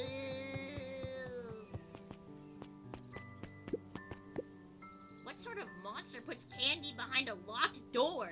Oh yeah, Mr. Nuncreed works weird hours sometimes. Of course he does. How about you? When do I work? No, what's your name? Luca Van Horn. Have a good night, Leo. Sleep tight. Don't let the bed button bite. You new here? Yep, not by choice. Beck's family moved often, giving her little time to establish any real connections. She would tell you she prefers it that way. I'm looking for my friend Rolo. He didn't come home last night. So he's missing? I guess so. Like, missing? Does that sort of thing happen a lot around here? Luca shifted his feet uncomfortably. Yeah, actually, apparently it does. Shit. Well, that sucks. Yeah. So I should probably get going. Hey, wait up! What? Beck pulled a coin from her pocket. I'm coming with ya. What? So it says the unlucky penny. Unlucky? Yep, well technically it landed on heads. Leave this kid to find his friend alone. But I always do the opposite. Oh, that's kinda like me and Rolo. I guess Rolo's my unlucky penny. That settles it. A person should never be without their unlucky penny. Let's go find him. Name is Beck. Pleasure to meet you, Beck. I suppose I could use some help. Try to keep up.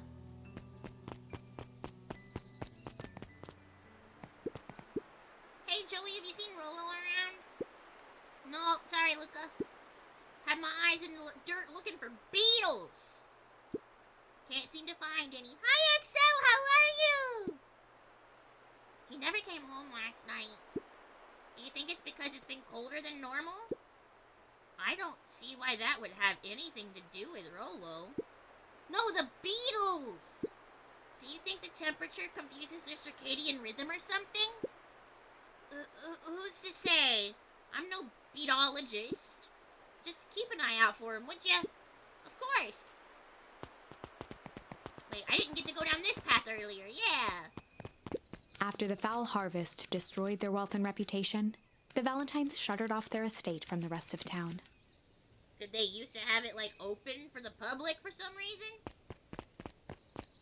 They got, like, a community The Valentine swimming pool mansion in there? loomed over every other building in town, both figuratively and literally. Gross. Oh! What is this?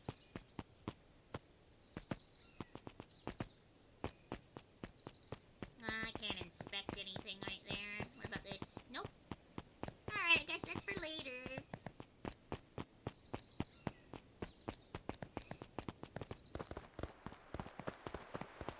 Into the woods.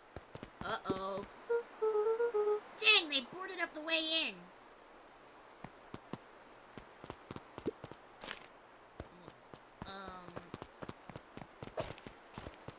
Am I supposed to go around? Uh-oh. Luca felt a chill as he approached Beck. Her eyes were locked on the strange green liquid. The nearby grass was coated in a fine layer of frost. Is this sort of thing normal around here? Because puddles of glowing ooze are definitely not what I expected from this place. I have no idea what that stuff is. Well, the next obvious step is science! And what does science suggest? Poke it with a stick! Luca watched as I Beck like dipped Beck. a broken tree branch into the goo. Beck's eyes widened as flowers grew from the dead wood. Holy shit. First small I thought it was buds, gonna dissolve which or quickly something. bloomed into vibrant petals. What the? Cool. As quickly as they had grown, the flowers began to shrivel and turn gray. Oh, Beck dropped the stick with a grunt of disgust. okay. So the science tells us this gunk is weird as hell. Yeah, it seems dangerous.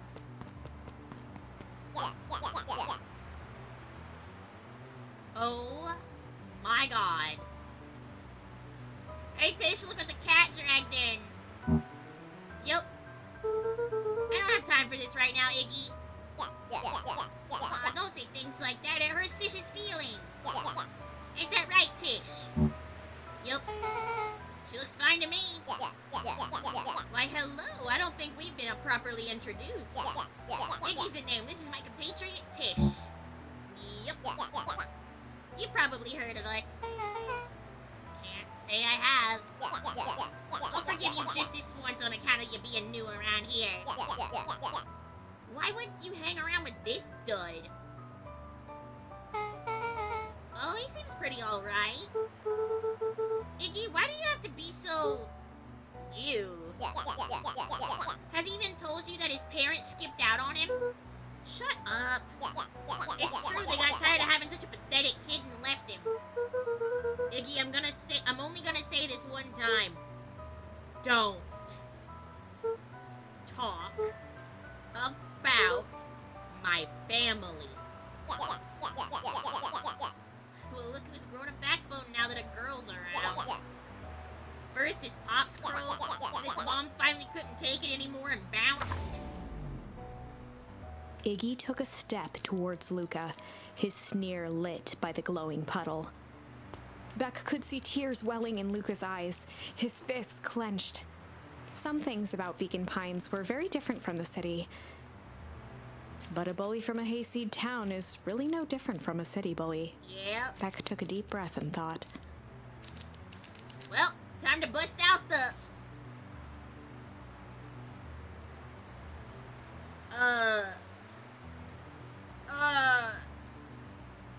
Neither of these feels like a good idea. Sure, why not? Well, I don't know. time to bust out the tickles. What the fuck? No, what is this? Throw that child into the ooze. Beck lunged forward and began to tickle under Tish's arms.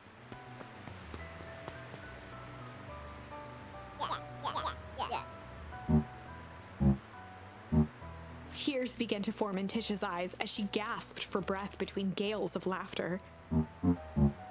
Beck redoubled her efforts until Tish finally had had enough. What just happened? She seems nice. Sorry for the interruption. I think you were just threatening us. Iggy's eyes darted around, a realization dawning on his face that he was now outnumbered. I just remembered. I have somewhere to be.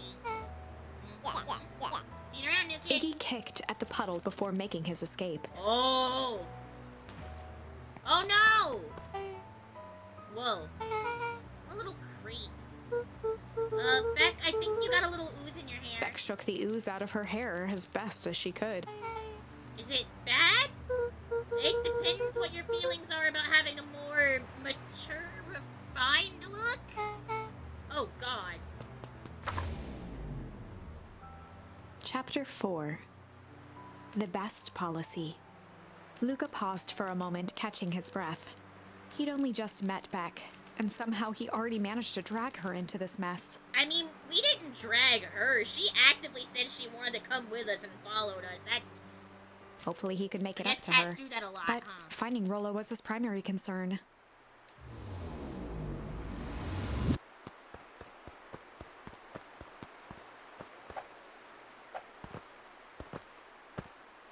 Whee! Oh, it won't let me jump over the puddle. Damn. Have to walk around it. Property of Valentine Fertilizer Company. Looks old. Can I not, like, jump on top of this stump? Oh. Luca, what the hell are you doing out here? Why did that kid with gray hair just run past us in a panic? Roxy and Fitz looked drained. It was clear they'd spent all day searching. That's bad. I don't care who she is. What happened? We were just helping look for Rollo. Luca, I need you to start telling me the truth. Roxy's temper could often be dismissed as the impatience of an older sibling, but this was the most intense Luca had ever seen her. Her eyes were wild and unfocused, looking straight through Luca. We're running out of time. In a torrent of rambled words and tears, Luca broke down. Rollo and I weren't just playing in Wheat Woods yesterday. We were investigating lights at the old Valentine warehouse. But someone was there in a strange suit. We hid in the dumpster, and it had a heavy bag dropped on us. And I think it was a body. And so we ran, but we got split up. And I ran home. And it's all my fault. Now my best friend might never come back. Wow. Just, wow.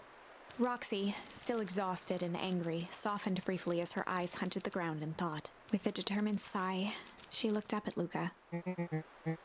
It's not your fault, Luca. Rollo's gonna be okay, I promise. Roxy drew herself up. I'm gonna fix this. Luca, go home. But I wanna help. This is too dangerous for a kid. I can't just sit around, I have to do something. Roxy tried to think of the safest place to send Luca. You go back to that little tree house you two like to play in. Wait there in case Rollo shows up. Sound like a plan? Luca wiped his cheeks and gave a quick nod. You did the right thing telling me the truth. Now scoot. You really believe his story? What other option do we have? Things have been strange around here leading up to the festival. My dad has been acting weird lately. Well, weirder than normal. Looking into the puddle, Roxy rubbed her arms to warm up. Why is it so cold here?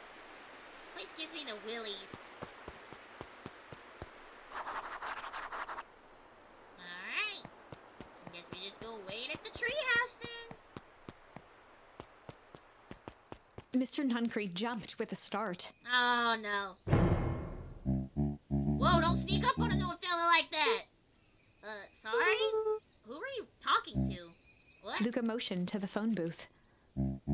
Oh, no. I was just checking because I thought I heard it ring. But the dang thing never does, of course. Yeah, I've never seen anyone use it, really. The whole thing's a waste of money if you ask me. Any word from Rollo yet? Not yet. Long time for a boy to lose his way. Rollo knows those woods too well to get lost. Suppose you're right. Silly boy's antics have this whole town worried sick. Antics? We all know Rollo likes to play his little pranks. You think this is a prank? What other possible explanation could there be?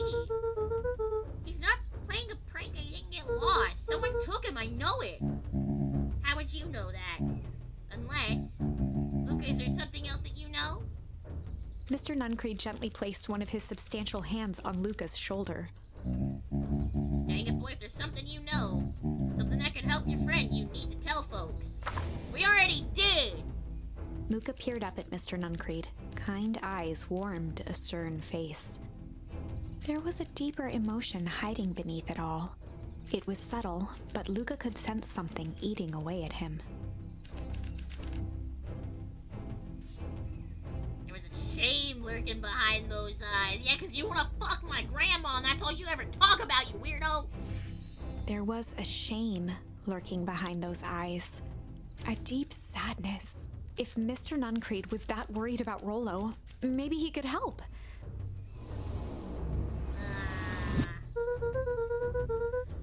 Yeah, we were at the old warehouse. Mr. Nuncreed raised an eyebrow. Both of you? You were with Rollo when he went missing? Not exactly. I was hiding in the dumpster. The dumpster? What were you doing in there? Well, at first we were just looking around, but then someone in a strange yellow suit came and dumped something on us. We both got scared and ran, and that was the last I saw of him.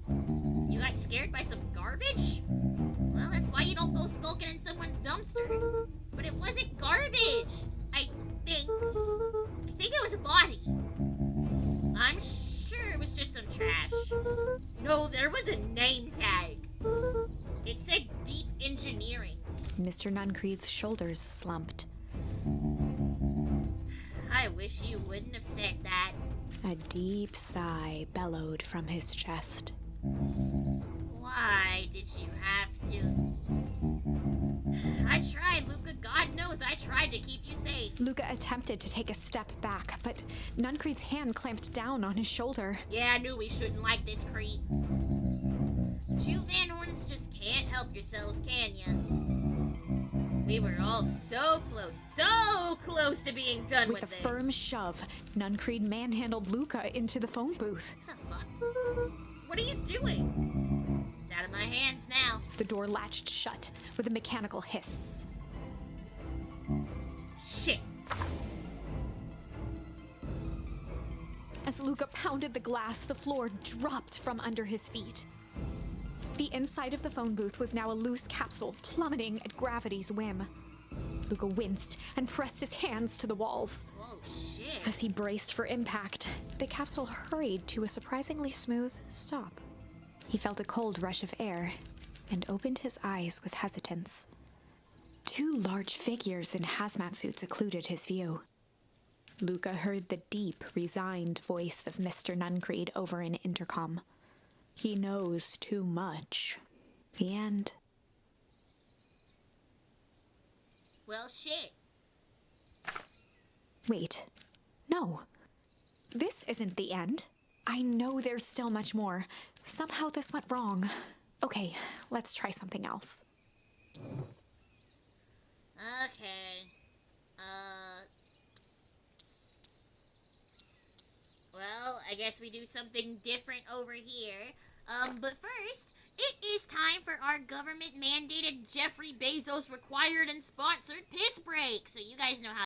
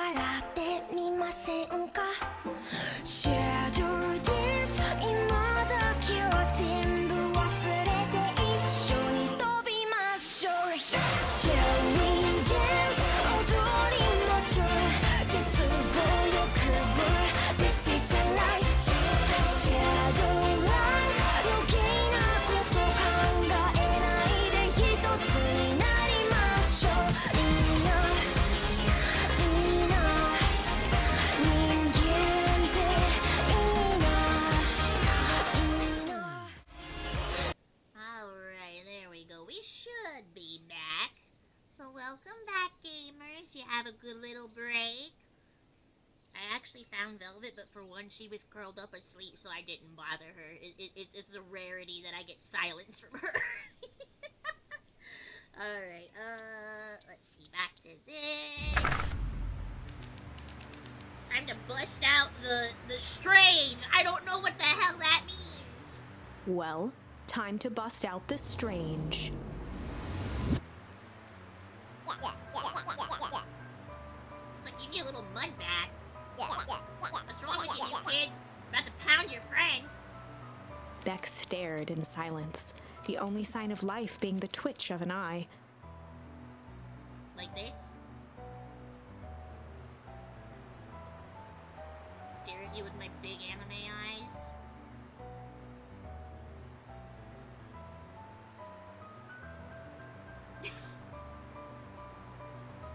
I cannot look straight at my camera for more than like 5 seconds. I hate it. It makes me feel uncomfortable. See, it's weird when people don't talk. Yep. Stop being a weirdo. Hello? Are you some kind of wackadoo? Makes sense, wackadoos travel in packs, eh, At the sight of Iggy taunting Beck, something in Luca snapped. Iggy's smirk shifted to a look of shock as Luca launched himself into his stomach. Nice! Ah! Iggy's clothes were drenched in the glowing ooze. Jerk, my clothes are ruined. I'm gonna... Iggy's voice began to slur as he struggled to get up. Damn. Get fucked, kid. I don't feel so good. Oh. I'm sorry, I just... Oh, shit. Yup.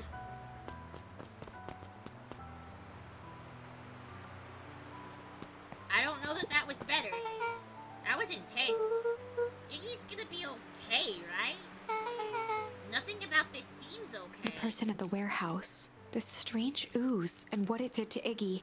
Was Rollo caught up in all of this? We have to find Rollo. The words out of my mouth. Oh! Whoa there, little buddies. You startled me. What the dickens are you up to in this part of town? We're helping look for Rollo. Oh, you haven't heard the good news. Rollo showed up safe and sound a bit ago. Really? So where was he? It's funny, really. He just got a little turned around in the woods. They can be disorienting, you know? Yeah, I'm starting to get that impression. Rollo's at his house now, getting some well-deserved rest. Oh, that's a relief. You two should scurry along before you get lost yourselves. Yeah, come on, Beck. Can't wait to introduce you to Rollo. Oh, that reminds me. Luca, your grandmother was looking for you. Yeah, we weren't supposed to leave the house. Yeah, she was worried sick. You should march straight home. I guess. Beck, your folks might be getting worried too. I'll walk you home. I need to talk with Nellie about work anyway. Beck glanced toward Luca. I guess all's well that ends well. I'll introduce you to Rollo tomorrow. Sure. Glad he's okay. But is he Rollo though? was safe. Is he though? A wave of relief washed over Luca, which was quickly replaced by a sense of dread. There you Gran go. is going to kill me. If he hurried, he might just make it home before sundown. Nah. Chapter 4. Our harvest awaits. That sounds Luca took a ominous. deep breath and gingerly opened the door, steeling himself for Gran's wrath. Please be gentle, Gran. I'm scared. My grandma was the type that she would fucking beat your ass with a slotted wooden spoon. I'm not even kidding. Like, I mean that in the most literal way possible. Like, pants down, bare-cheeked, hit your ass with a spoon. Everything's fine. Gran?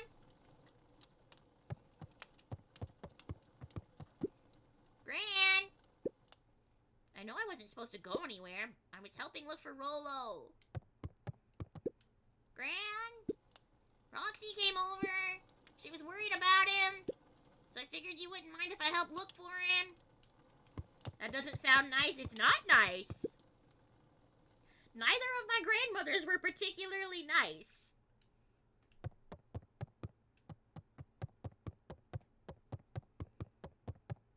Luca was alone. The house was empty. Where is Grandma? Gran's not back yet. I guess that's a good thing. Nothing to do now but sleep, I guess. Me too, kid, me too. Luca was sitting by the pond, listening to small waves lap against a rock. Oh, is this a dream? His father sat in a folding chair in front of him. Without turning, he spoke. "Why don't you grab me some nice bait?" "Sure thing, Dad." Luca hopped over to the tackle box and popped open the lid. Inside was a rolling, buzzing mass. "We're fishing with bees?" We're fishing with bees! Luca's father gave a warm chuckle. "Well, you catch more fish with bees than honey. Pick us out a good one." What? Wait, huh? Luca closed his eyes and plucked out a bee. He could feel its wings struggle between his finger and thumb. Holding it at arm's length, he hurried over. His father deftly baited the hook and examined his work. "Interesting choice." With a practiced flick of the wrist, the line buzzed in a graceful arc. The water accepted it without a splash or ripple. The wrong choice. But I respect it. The pond began to freeze over. Sometimes we gotta make the wrong choice before we can make it right. Pallid ice propagated across the still surface with an alarming speed. Luca scrambled back as the ground beneath him turned cold. "Dad, I don't understand." "Sorry, kiddo. Understanding isn't always part of the deal." The relentless ice shot through the fishing line toward his father. "Dad, look out!" His father casually wound the reel. "None of it's your fault, you know. Never was." "Dad, we have to go!" Luca grabbed his father's shoulders, trying to pull him away. "Please, you have to run!" The ice crackled as it spread across his father's hands. That's the thing about fishing, Luca. His chest began to crystallize. You toss your hook in, and you never know what you're gonna pull out. A shock of searing cold ran up Luca's arms.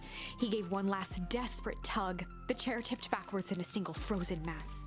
Luca tried to stop the momentum, but it was too late. He watched the icy form of his father slam into the hard ground, shattering into 1,000 pieces that crowded around his feet. But why don't we show not tell in this case? Why have we got the black screen? Come on! Dad, I don't understand. What does all this mean? The gentle rustle of leaves was the only reply.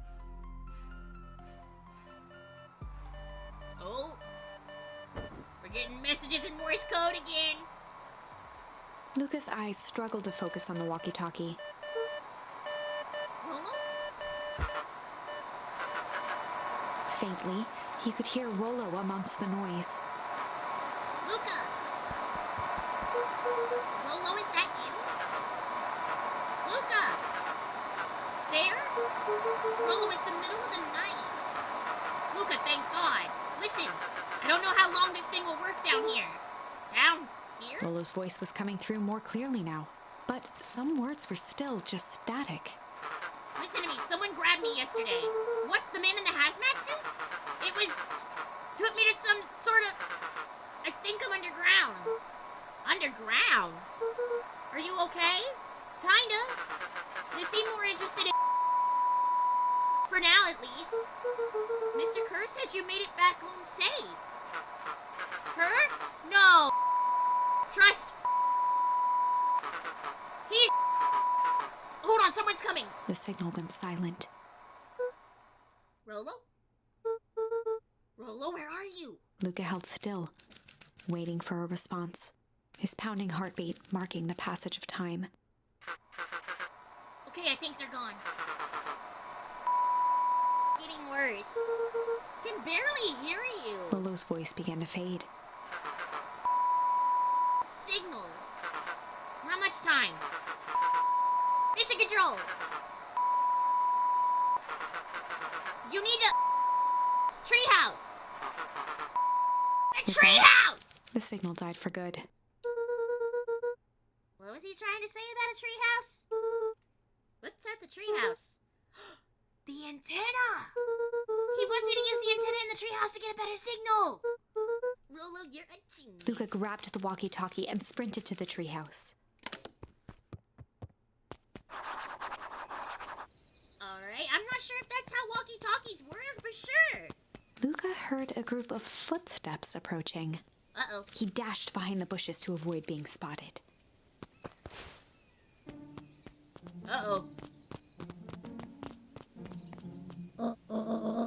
So we all understand our roles? Can count on me. I still think we need more time. This wasn't the original plan. Mr. Tolliver paused, shifting his eyes to one side. We're all in danger now. I, for one, refuse to sit idly by while that danger persists. Okay. Hiram, you just keep your wits about you. Mr. Tolliver took one long, quiet breath. You're right, you can count on me. I just wish we could have made that deal with the heiress Valentine. Her resources would have still come in handy. As I said, I had no time to contact her after your calls this morning. Plans change. How's Luca holding up? He's fine. We shouldn't lose sight of the fact that this is all... I know very well what all of this is for.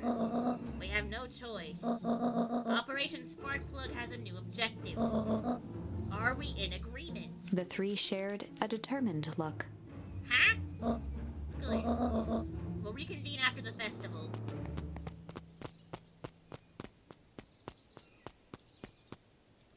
Uh-oh. She knows. She fucking knows! Oh no! Where are you meeting with Miss Fratelli and Mr. Tolliver late at night? Hey, Luca! Ah! Dawn, you scared me. How long have you been there? Oh, just a few minutes. Earlier today, I saw Mr. Tolliver and your granny into the diner together. When my shift at the newsstand was over, they still hadn't left. So I used the greatest tool of any investigative reporter. Time. When they left a tale to me. What do you think they're up to? Whatever it is, they seem organized and determined. They mentioned the festival. Yeah, I heard that too. I hope so with them big ol' ears. Has your grand been doing anything different recently? Anything strange? She got a phone call this morning and rushed out the door. Call from Hiram Tolliver, it seems. She was either furious or terrified. Or both. Luca, be careful out there. I think we might be in the middle of a scoop of a lifetime. I will. Aren't you coming out? Nah, I'm gonna stake out here for a bit longer. See you, Luca. Okay, bye, Dawn.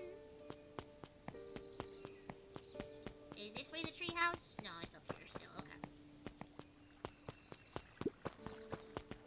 Oh wait, can I go back? I did it! I changed the sign! Splendid. Did anyone see you? I don't believe so. You were right. It was simple enough to just rearrange the letters.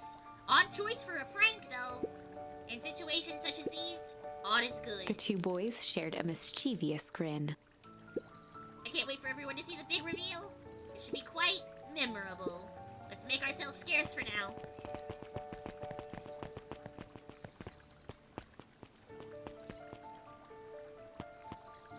What did they do? Old Pickler's Pond.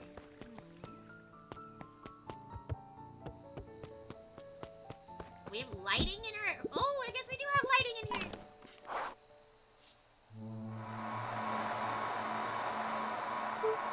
Rolo, are you there?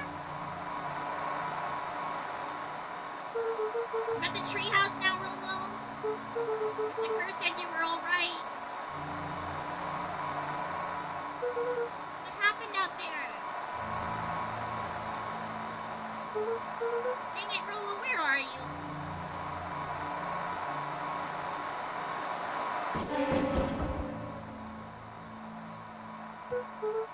Who's there? Luca could only see a cloaked shape behind the rocket. I've got weapons in here, so you better come out right He now. strained to hear as a muffled voice began. Weapons? How could you hurt something that's already dead? Fear gripped Luca's throat. Who are you? What, you don't recognize me? I guess I don't even recognize myself anymore. Luca stared at the ground for a moment, trying to place the dampened voice. The figure shifted slowly from behind the rocket, revealing itself to Luca. I'm a monster. And now they hunt me like the beast I am. Iggy! Luca reached over empathetically. Iggy's tone jolted to dejected anger. Don't touch me! It's all your fault! Luca slumped to the ground, overwhelmed by guilt. I'm so sorry. I didn't mean to. I lost control. So you can control yourself for a second, and I get to be like this forever? Well, there must be a way to fix it. Oh, you gonna be my savior? Perfect little Luca saves the day. This positive attitude and the power of friendship. None of this matters. There's no time. They're after me. They chased me all through Weekwood. I only came in here to hide. Hide from who? Who's after you? Luca! Luca! Rolo! It's not safe, Luca! Rolo, where are you? The treehouse!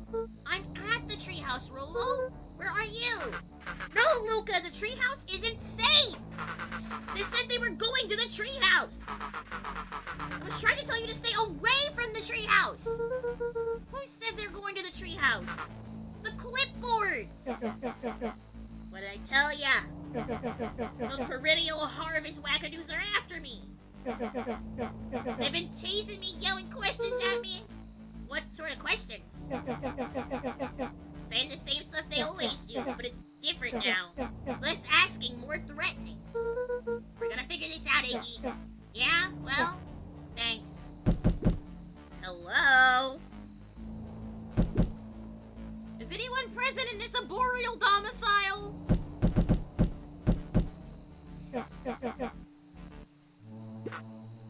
Look at what's happening. Don't panic, you stay here and I'll see what they want. Oh shit. Hello, Mr. Van Horn. We'd love to hear your thoughts. Do you have time for an informal chat? We will be brief. Your time is valuable to us. Be down in just a second. Of course. We have a problem. Luca, you gotta get out of there. Who's out there? Is it them? Yes, the clipboards. A bunch of them. How many? Maybe all of them? And yeah, you were right. They are saying the same stuff, but with the creepy knob cranked at 10. Might young Iggy be present? We would love to hear his thoughts. Run! Iggy slumped to his knees. I don't know what to do. I'm just so tired. Luca, what do we do? Luca grabbed the walkie-talkie and headed for the window. We jump. Luca and Iggy climbed up the back of the treehouse to its roof, where Rolo had constructed his MCDC, What the fuck is that? the Mission Control Defense Cannon. Oh? From behind the crowd of clipboards, William Kerr strode forward, a warm smile on his face. Uh-huh. Iggy, there you are. You gave all of us a heck of a scare. Go away, just leave me alone. Oh, I'm sorry, Iggy, but no can do. Don't worry, though. We're here to help. Help? Then why were you chasing me? Luca, can you talk some sense into your pal here? Just look at him. He's not well. What's wrong with him? What did that gunk do to him? Well, that's a pretty honking big question, Luca. All you need to know is that he's sick. He's real sick, Luca. I just need you to let us up there and take care of him.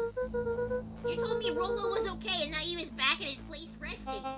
He is. Poor fella just got a little lost. That's a lie. That's a hurtful thing to say, Luca. I thought we were buddies. Why, because he lets you ramble on like a wackadoo? Nobody likes you, you creep. Kerr's smile faltered. Why don't you pop on down here so we can have a face-to-face? Feeling like this is gonna give us all a heck of a sore throat. And who wants that? Luca's grip tightened on the MCDC. What did you do to Rolo, you liar?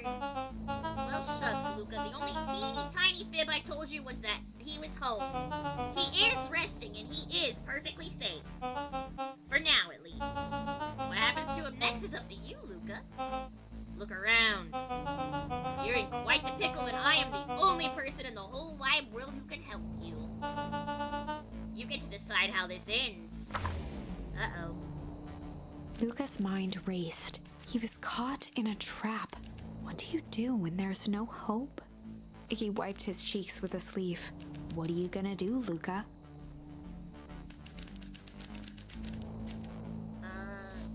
Fight! Luca drew himself up and decided to take the only option they had left. Fight. He swung the mission control defense cannon around, aiming it confidently at the smirking face of William Kerr. Hey, Mr. Kerr. Luca summoned his most insolent demeanor. Rolo sends his regards. Wow, great job. Hey, that was uncalled for, more than a little rude, and just plain unsanitary. Look, I really did think we were good pals. What a shame that it's come to this. Kerr turned his back on the two boys. In this. With a nonchalant wave of the hand, he made his exit.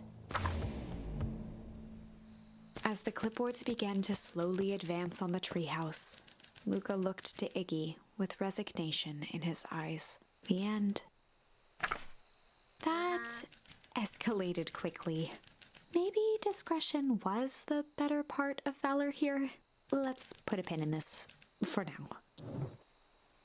Okay, but why? Why do you make me go back and redo all these choices? Why not just let me do, just tell me a story?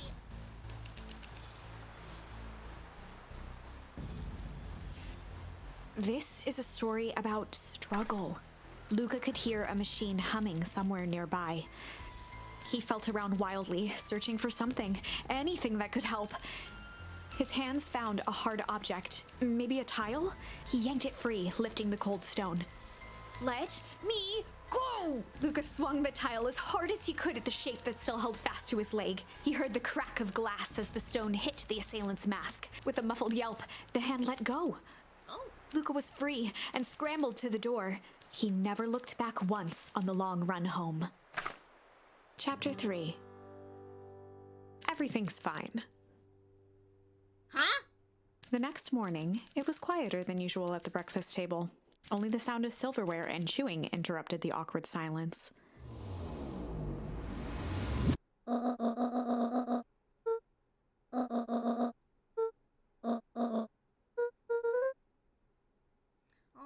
Things to do, so I just sort of poked around town. Set the jam down by the front door. There's 2 batches to drop off. Tulliver, the bag and wag. Alright. And someone else. Alright. Oh, and Mr. Nuncreed. He said he wanted some more. I suspected as much. He seems to have taken a particular interest in my jam. There are some extras in the basket for that enthusiastic gentleman. Yeah, I don't like this guy. Make sure you get the ones on top. Alright. Often, you know, while the day's still young. Alright, so you're gonna poison him, right, Grandma?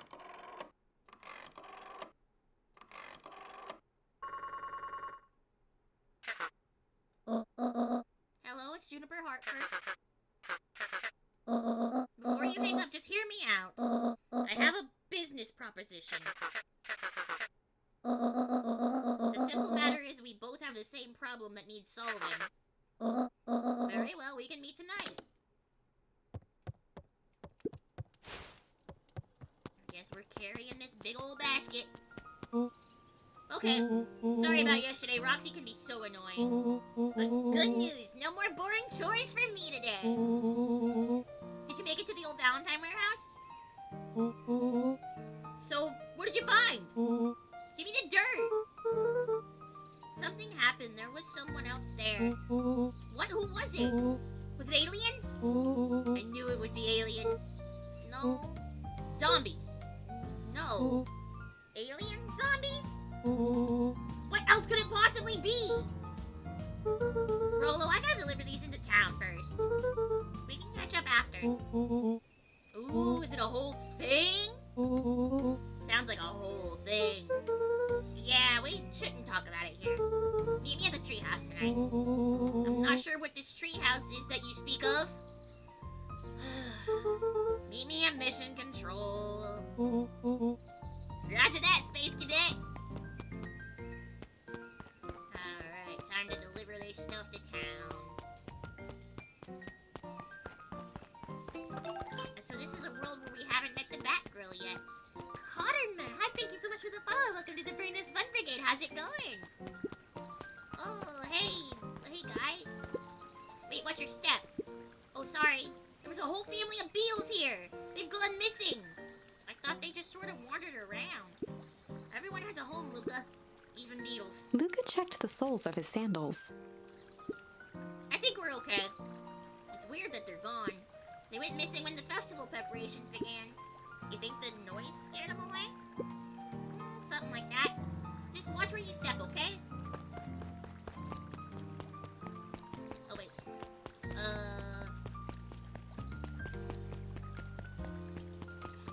I don't actually know where those guys live. Hi, Genevieve, how are you? Let's see, Town Hall. Oh yeah, I just haven't been up here yet. Oh, there's where she is! Hi, little bat! Hey, Dawn. Hey, Luca, what's up? Dawn had dreams of becoming a big-time reporter. At night, she searched for the story that could be her big break. By day, she hawked papers at the newsstand. They got you on jam delivery, huh? Yep. Hey, Dawn, have you noticed anything weird around town lately? What sort of weird things? This looks so cute. The art is very cute for it, yeah. You might say I've heard some things. I'm working on a story about it right now. So what's going on? Can't say quite yet. I still need to follow up on a few leads. Keep me in the loop, okay? Sure thing. Have you seen the new kid around yet?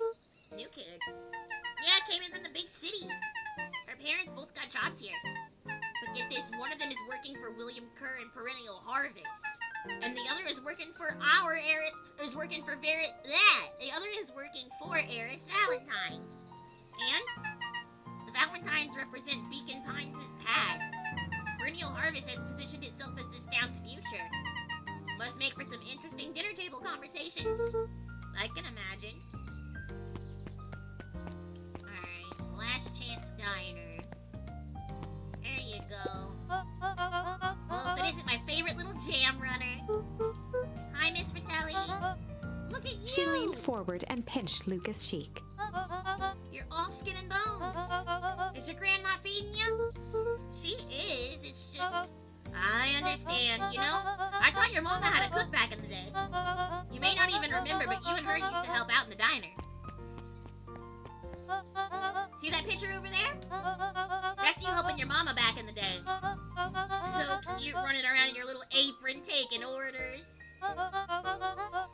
This whole situation just breaks my heart, what happened with poor Eleanor.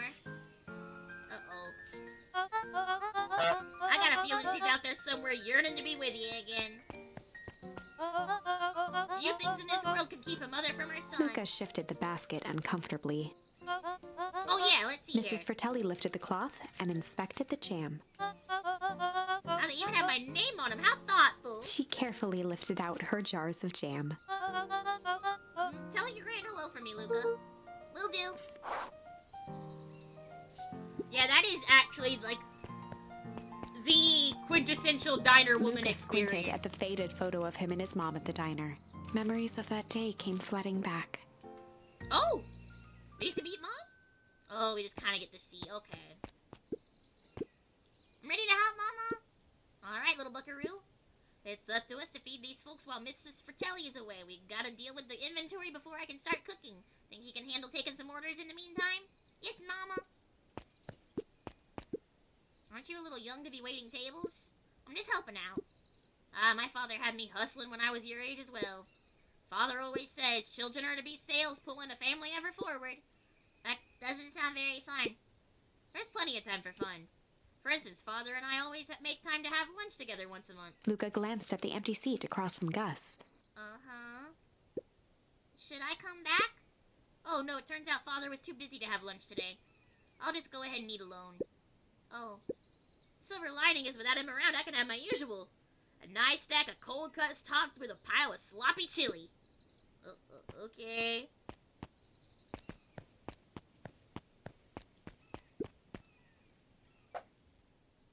Oh my... Wait, no, Wait, can I go back? I didn't realize what was happening. Oh no. I made the wrong thing. Yeah, can I remake it? Thank you. There we go. That pepper wasn't exactly explained to me. Cold cuts with steaming hot chili on top. I call it the hot and cold. Looks like we're missing a few things. Why don't you run out and grab some more ingredients? Okay, I'll be back. Cute. Yeah, when I was really, really young, my mom also worked at a diner. And I wasn't allowed to help out and take orders or anything, but I absolutely did. Like, just sit at the fucking counter and just, like, offer to, like, ask to help with the dishes and stuff like that. Huddled at his counter, Hiram Tolliver was meticulously shining apples. More accurately, Hiram Tolliver was meticulously shining one apple. Why? With a yelp, Mr. Tolliver fumbled the apple, flailing at the air as it fell. Oh, sorry. No bother. He leaned forward and lowered his voice. I see you have something for me. Yeah, Gran had some jam I'm supposed to give you? He leaned in a bit further. Jam? Yeah, these ones on top. She wrote your name on them. Mr. Tolliver leaned back, speaking loud enough for anyone to hear. Yeah, this man is treating this like this is some fucking hard drugs. Ah, yes! The jam!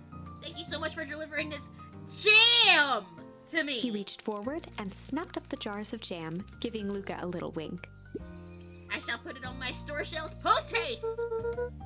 Okay, I should finish my deliveries. Of course. Of course. He leaned in for a final whisper. Of course. I don't like this guy. I do not like this man. I do not like any of the man in this game so far. Alright, especially this freak. Here's your fucking jam. Luca, you seem chipper. Well, aside from being on delivery duty, it's a nice day. Mr. Nuncreed eyed Luca for a moment, then nodded in agreement. I suppose it is. So, do you want your jam? Oh, right. Usually Juniper drops those off herself. I guess she's busy today. Anyway, this is my last delivery for the day. Oh, in that Nuncreed case... snatched the basket from Luca. I'll hold on to the basket until next time I see your Gran. Okay, thanks for just, like, stealing that, I guess. Hey, you! Anchovies or pineapple? What? Don't think. Just answer. Pineapple. Yeah, pineapple. You're talking about a pizza topping, right? Why? How old are you? 30. 12, apparently. Perfect, follow me. Who are you? Anyone ever tell you you ask too many questions? Just try to keep up, okay? Huh? What just happened?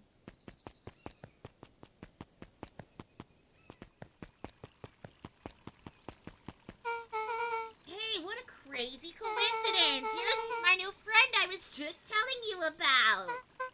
Oh, that's wonderful. Yep, we just hit it off. Oh, really? Yep, his favorite pizza topping in the whole world is pineapple! Oh, what's your new little friend's name? Beck locked eyes with Luca. The look on her face was equal parts expectant and desperate. Luca Van Horn, nice to meet you. I'm Nellie and this is Iona. We're Beck's parents. Beck gave Luca a quick nudge. Oh, yeah, Beck told me all about you. Alright, it feels like we've known each other for years. So you both can stop obsessing about me making friends. Oh, darling, we never doubted you. It's just that for children with fewer than 5 close friends, the probability of a stunted development doubles. Well, 1 down, 4 to go, I guess. What Nellie means is that we just want this move to be as easy on you as possible. You can relax. A friend has been friended. This calls for a celebration. Luca, you must join us for dinner tonight. Dinner? Wow, another coincidence. I actually already asked him and he said he would love to. It's just wonderful. In that case, we should pick up some groceries. You two don't get into too much trouble now.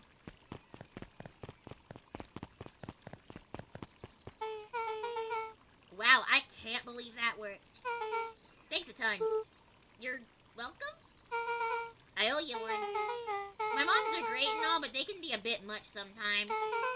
Our house is a little cottage next to that big mansion place. Oh, that's their house! Wait, you live on the Valentine estate? Yeah, that's the spot. Meet me by their big creepy gate. Don't be late, or I'm back to square one on this whole friend grift. Great, see you there.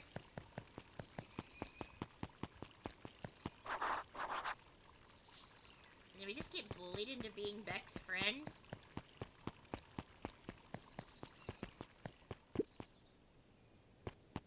Oh wait, no, was I supposed to go down?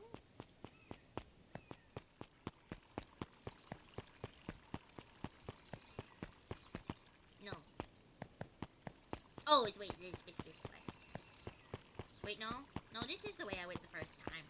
I'm lost. Hi, player, how's it going? How are you? Who is this sloth man? Or some... What are you? Oh, God, what are you? Okay, come on now, it's not all bad. The festival's coming up. The festival? Old man Valentine used to put on cockamamie shindigs all the time. And where did that get us? Well, it's Perennial Harvest putting on this one. And they're doing it for the whole town. About to go to bed, want to swing in and say hi. I hope you have a good night. Sleep tight, don't let the bed button bite. I am also a sleepy little guy. I'm getting very tired. Jeff dug through his pockets for a bit. Those are both garbage, dude. Okay. I'm not gonna talk to him anymore.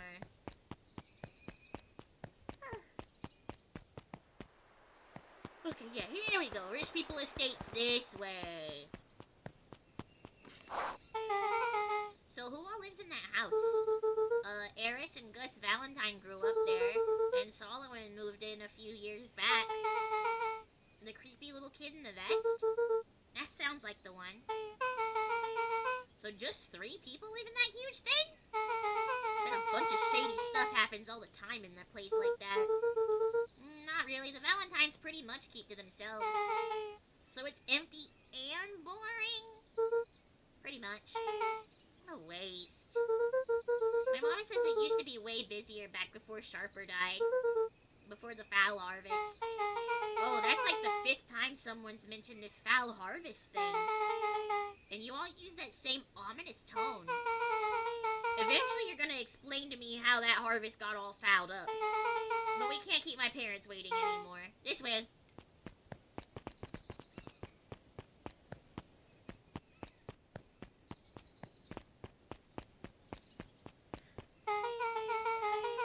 Most kids would have just ditched me by this point. Why are you still here? I don't know, you look like you could use some help. You know what, Luca? You're not so bad.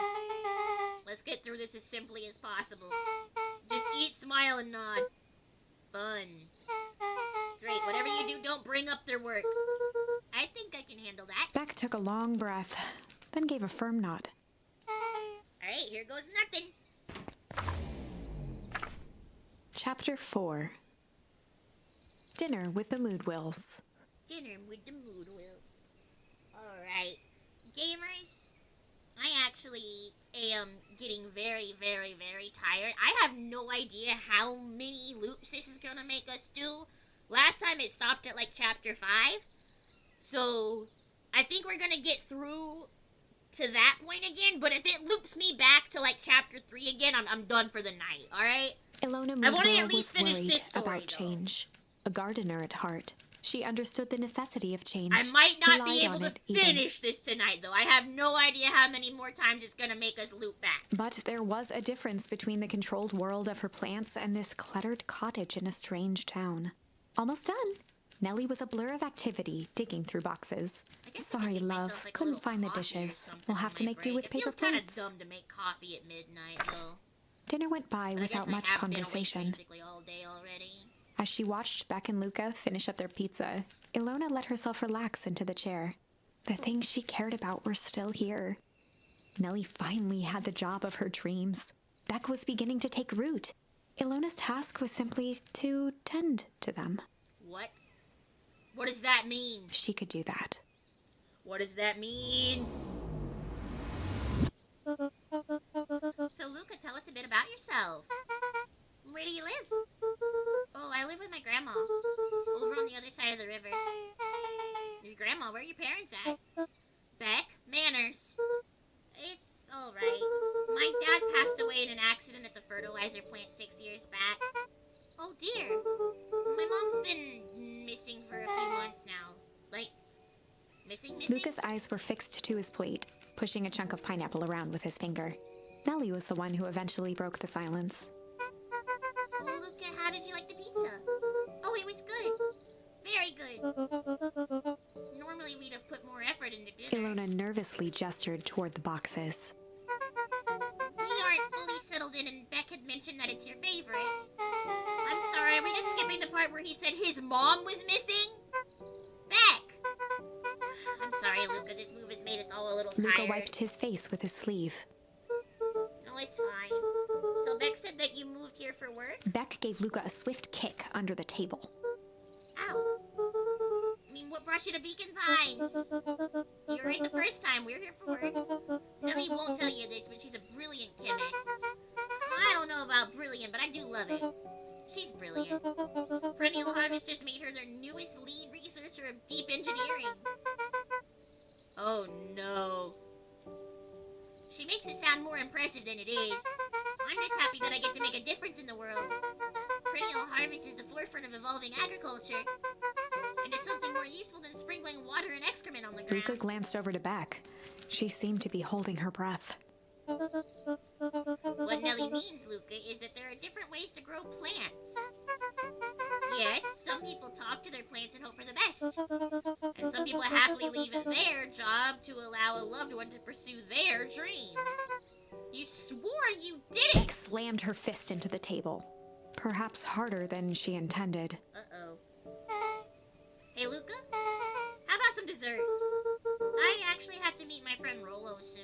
Luca glanced outside to gauge the time. The sky was darker than he expected, filled with ominous clouds. Oh no. Looks like there's a storm brewing. I should get going. Oh, I didn't think there was any rain in the almanac. Yeah, almanacs aren't that useful around here. Luca wiped his mouth one last time with his napkin and started to get up. Thank you all for the pizza. It really was good. See you at the festival, Beck.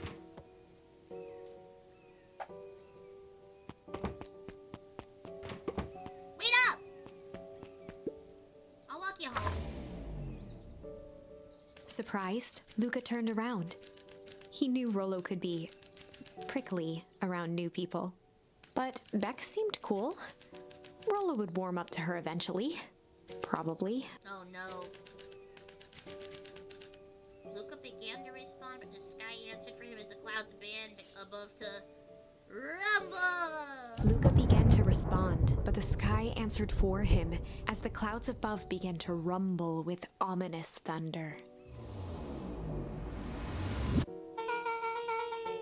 You sure we can make it home before this storm kicks off? Luca surveyed the roiling clouds. I'd say the odds are good. Maybe you should stay here and I'll just make a break for it. At that moment, the heavens opened up, unleashing torrential rain. Uh-oh.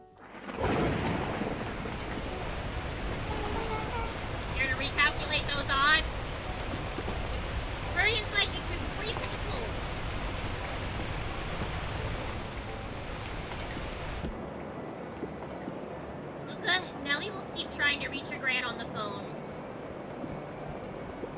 In the meantime, you two hold tight. Sorry, not much to do up here. Most of my stuff is still in the boxes. Mind if I poke around? Be my guest. Luca squinted into the eye hole of the microscope. This looks wild. What is it? Gum? Gum? Luca adjusted the slide with his fingers to get a better look. I'm tracking the structural integrity of gum with increasing amounts of chewing. I chewed that one for 47 days. Luca wiped his hand off on his sweater and gave a nervous laugh. It's weird, I know. Beck looked down, timidly tapping the ladder with her feet. You think it's weird, don't you? Yeah, a little. But weird can be cool.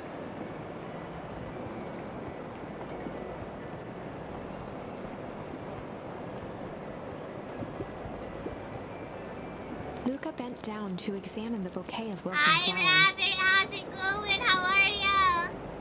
Judging by the odor, they were well past their prime. Oh. He flipped open the attached card. Happy trails from Coach Walker and all the Fairview Condors? Boy, you weren't kidding about poking around, huh? Oh, sorry, was this from your old school? Should be sleeping, honestly same, honestly same. The most recent one, yeah. Some schools gave me going away cards, some did flowers. When they're really trying to feel good about themselves, they do both. So you've moved a lot? Yeah, that's the thing with having a brilliant parent. There's always a better job somewhere else. These flowers would last longer if you put them in some water. That's the sort of thing I would do if I cared. Well, you cared enough to keep them, is all. Oh wow. Rolo and I have a radio just like this in the treehouse. Probably not exactly like this one. My mom and I tore the whole thing down to the bolts. Fitted it with some state-of-the-art vacuum tubes. She seems pretty awesome. She gets carried away sometimes. I think she feels guilty for working too much. So when she does have time for me, she showers me with high-tech overcompensation. Luca flicked at one of the toggles. But you can get all sorts of stations on this. Not out here in the boonies. But you wouldn't believe the stuff I can pick up back in the city. And around here, it's all farm reports and static. Ah, shucks. Luca, can I ask you something? Of course. Nice jump. Dang, didn't that hurt? I'll be honest, that hurt more than I expected. Well, at least you look cool doing it. Beck took a moment to watch the rivulets of water running down the window. Do you ever feel alone?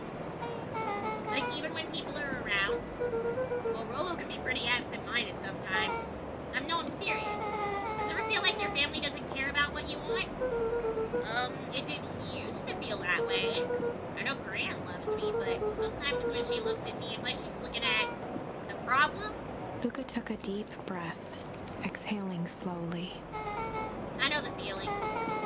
How do you deal with that? I guess I haven't yet. But one thing my dad told me when I was little, don't hold a grudge, especially against yourself. If you try to hold it all in, you're gonna pop. So then what do you do? When you don't know what to do? Dad never got to that part. Something I figured out on my own, though. You gotta do something. Anything. Here. What are you doing? I don't know. Something. We're gonna register our complaints in the store. Listen here, you miserable universe! Stop jerking me around! I just want things to go back to the way they were. Everyone tells me it's gonna be alright, that things are gonna change. Luca let out a feral scream that echoed into the night. If I did that, my neighbors would call the cops. Every time something changes, everything gets worse. Screw this town! Whoa. Let me try. Moving sucks! I hate it! I hate it! I hate it! Why can't I just deal with it and be happy for my mom? Why can't we just stay somewhere? Ah! Her voice dropped to a trembling whisper. I just want to be a normal kid. Beck brushed pushed off her shirt and straightened up. Here. Well, I actually feel a little better. As abruptly as it began, the storm abated. Thanks, I needed that. Me too. I should head out before the rain starts up again. Sure, I'll walk you out. See you and roll at the festival? Sounds good. Luca? Don't let the universe jerk you around. Beck gave Luca a light thump on the arm before heading in. Chapter 5. Alright, can I... Yeah! Wait, new game. Social... Just saved at 11:49. That was literally right now. Okay, cool. I think it auto-saved. Gamers, I know I said I was gonna keep going, but I know that Jeff Bezos is about to hit us with a piss break notification, and I'm fucking sleepy. I'm tired, so I think I'm gonna just call it a little early tonight. So, let's go hang out in my room while I find somewhere to send you guys before Jeffrey Bezos decides that we have to sit through 3 minutes of advertisements for 1/8 of a penny. For no reason, ever. I hate. Alright, let's see.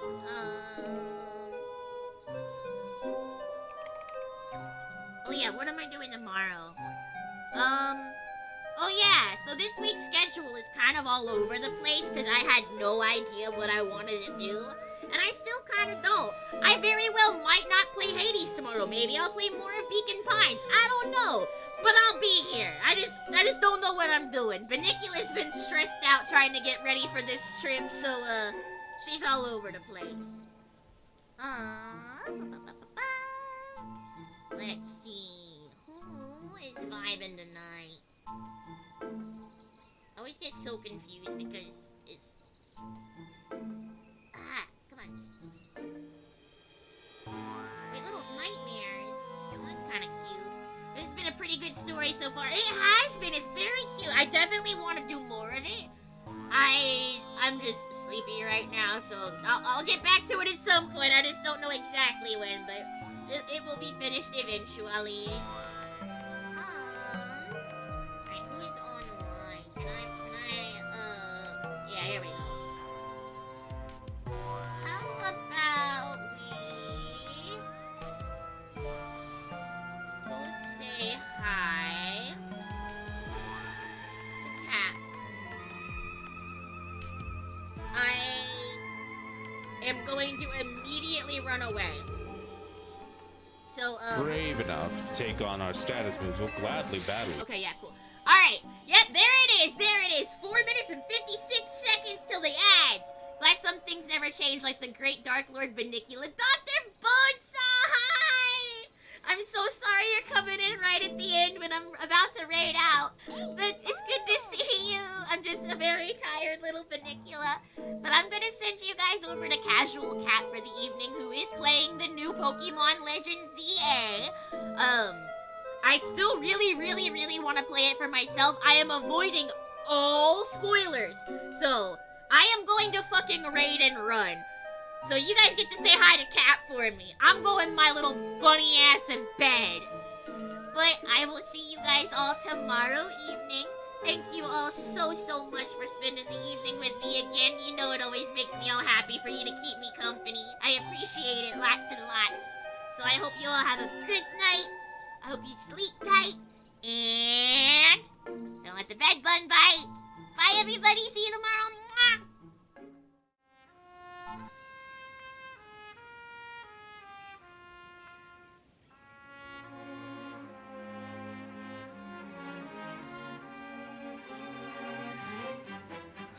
悲しみは笑いましょう生きるってマリ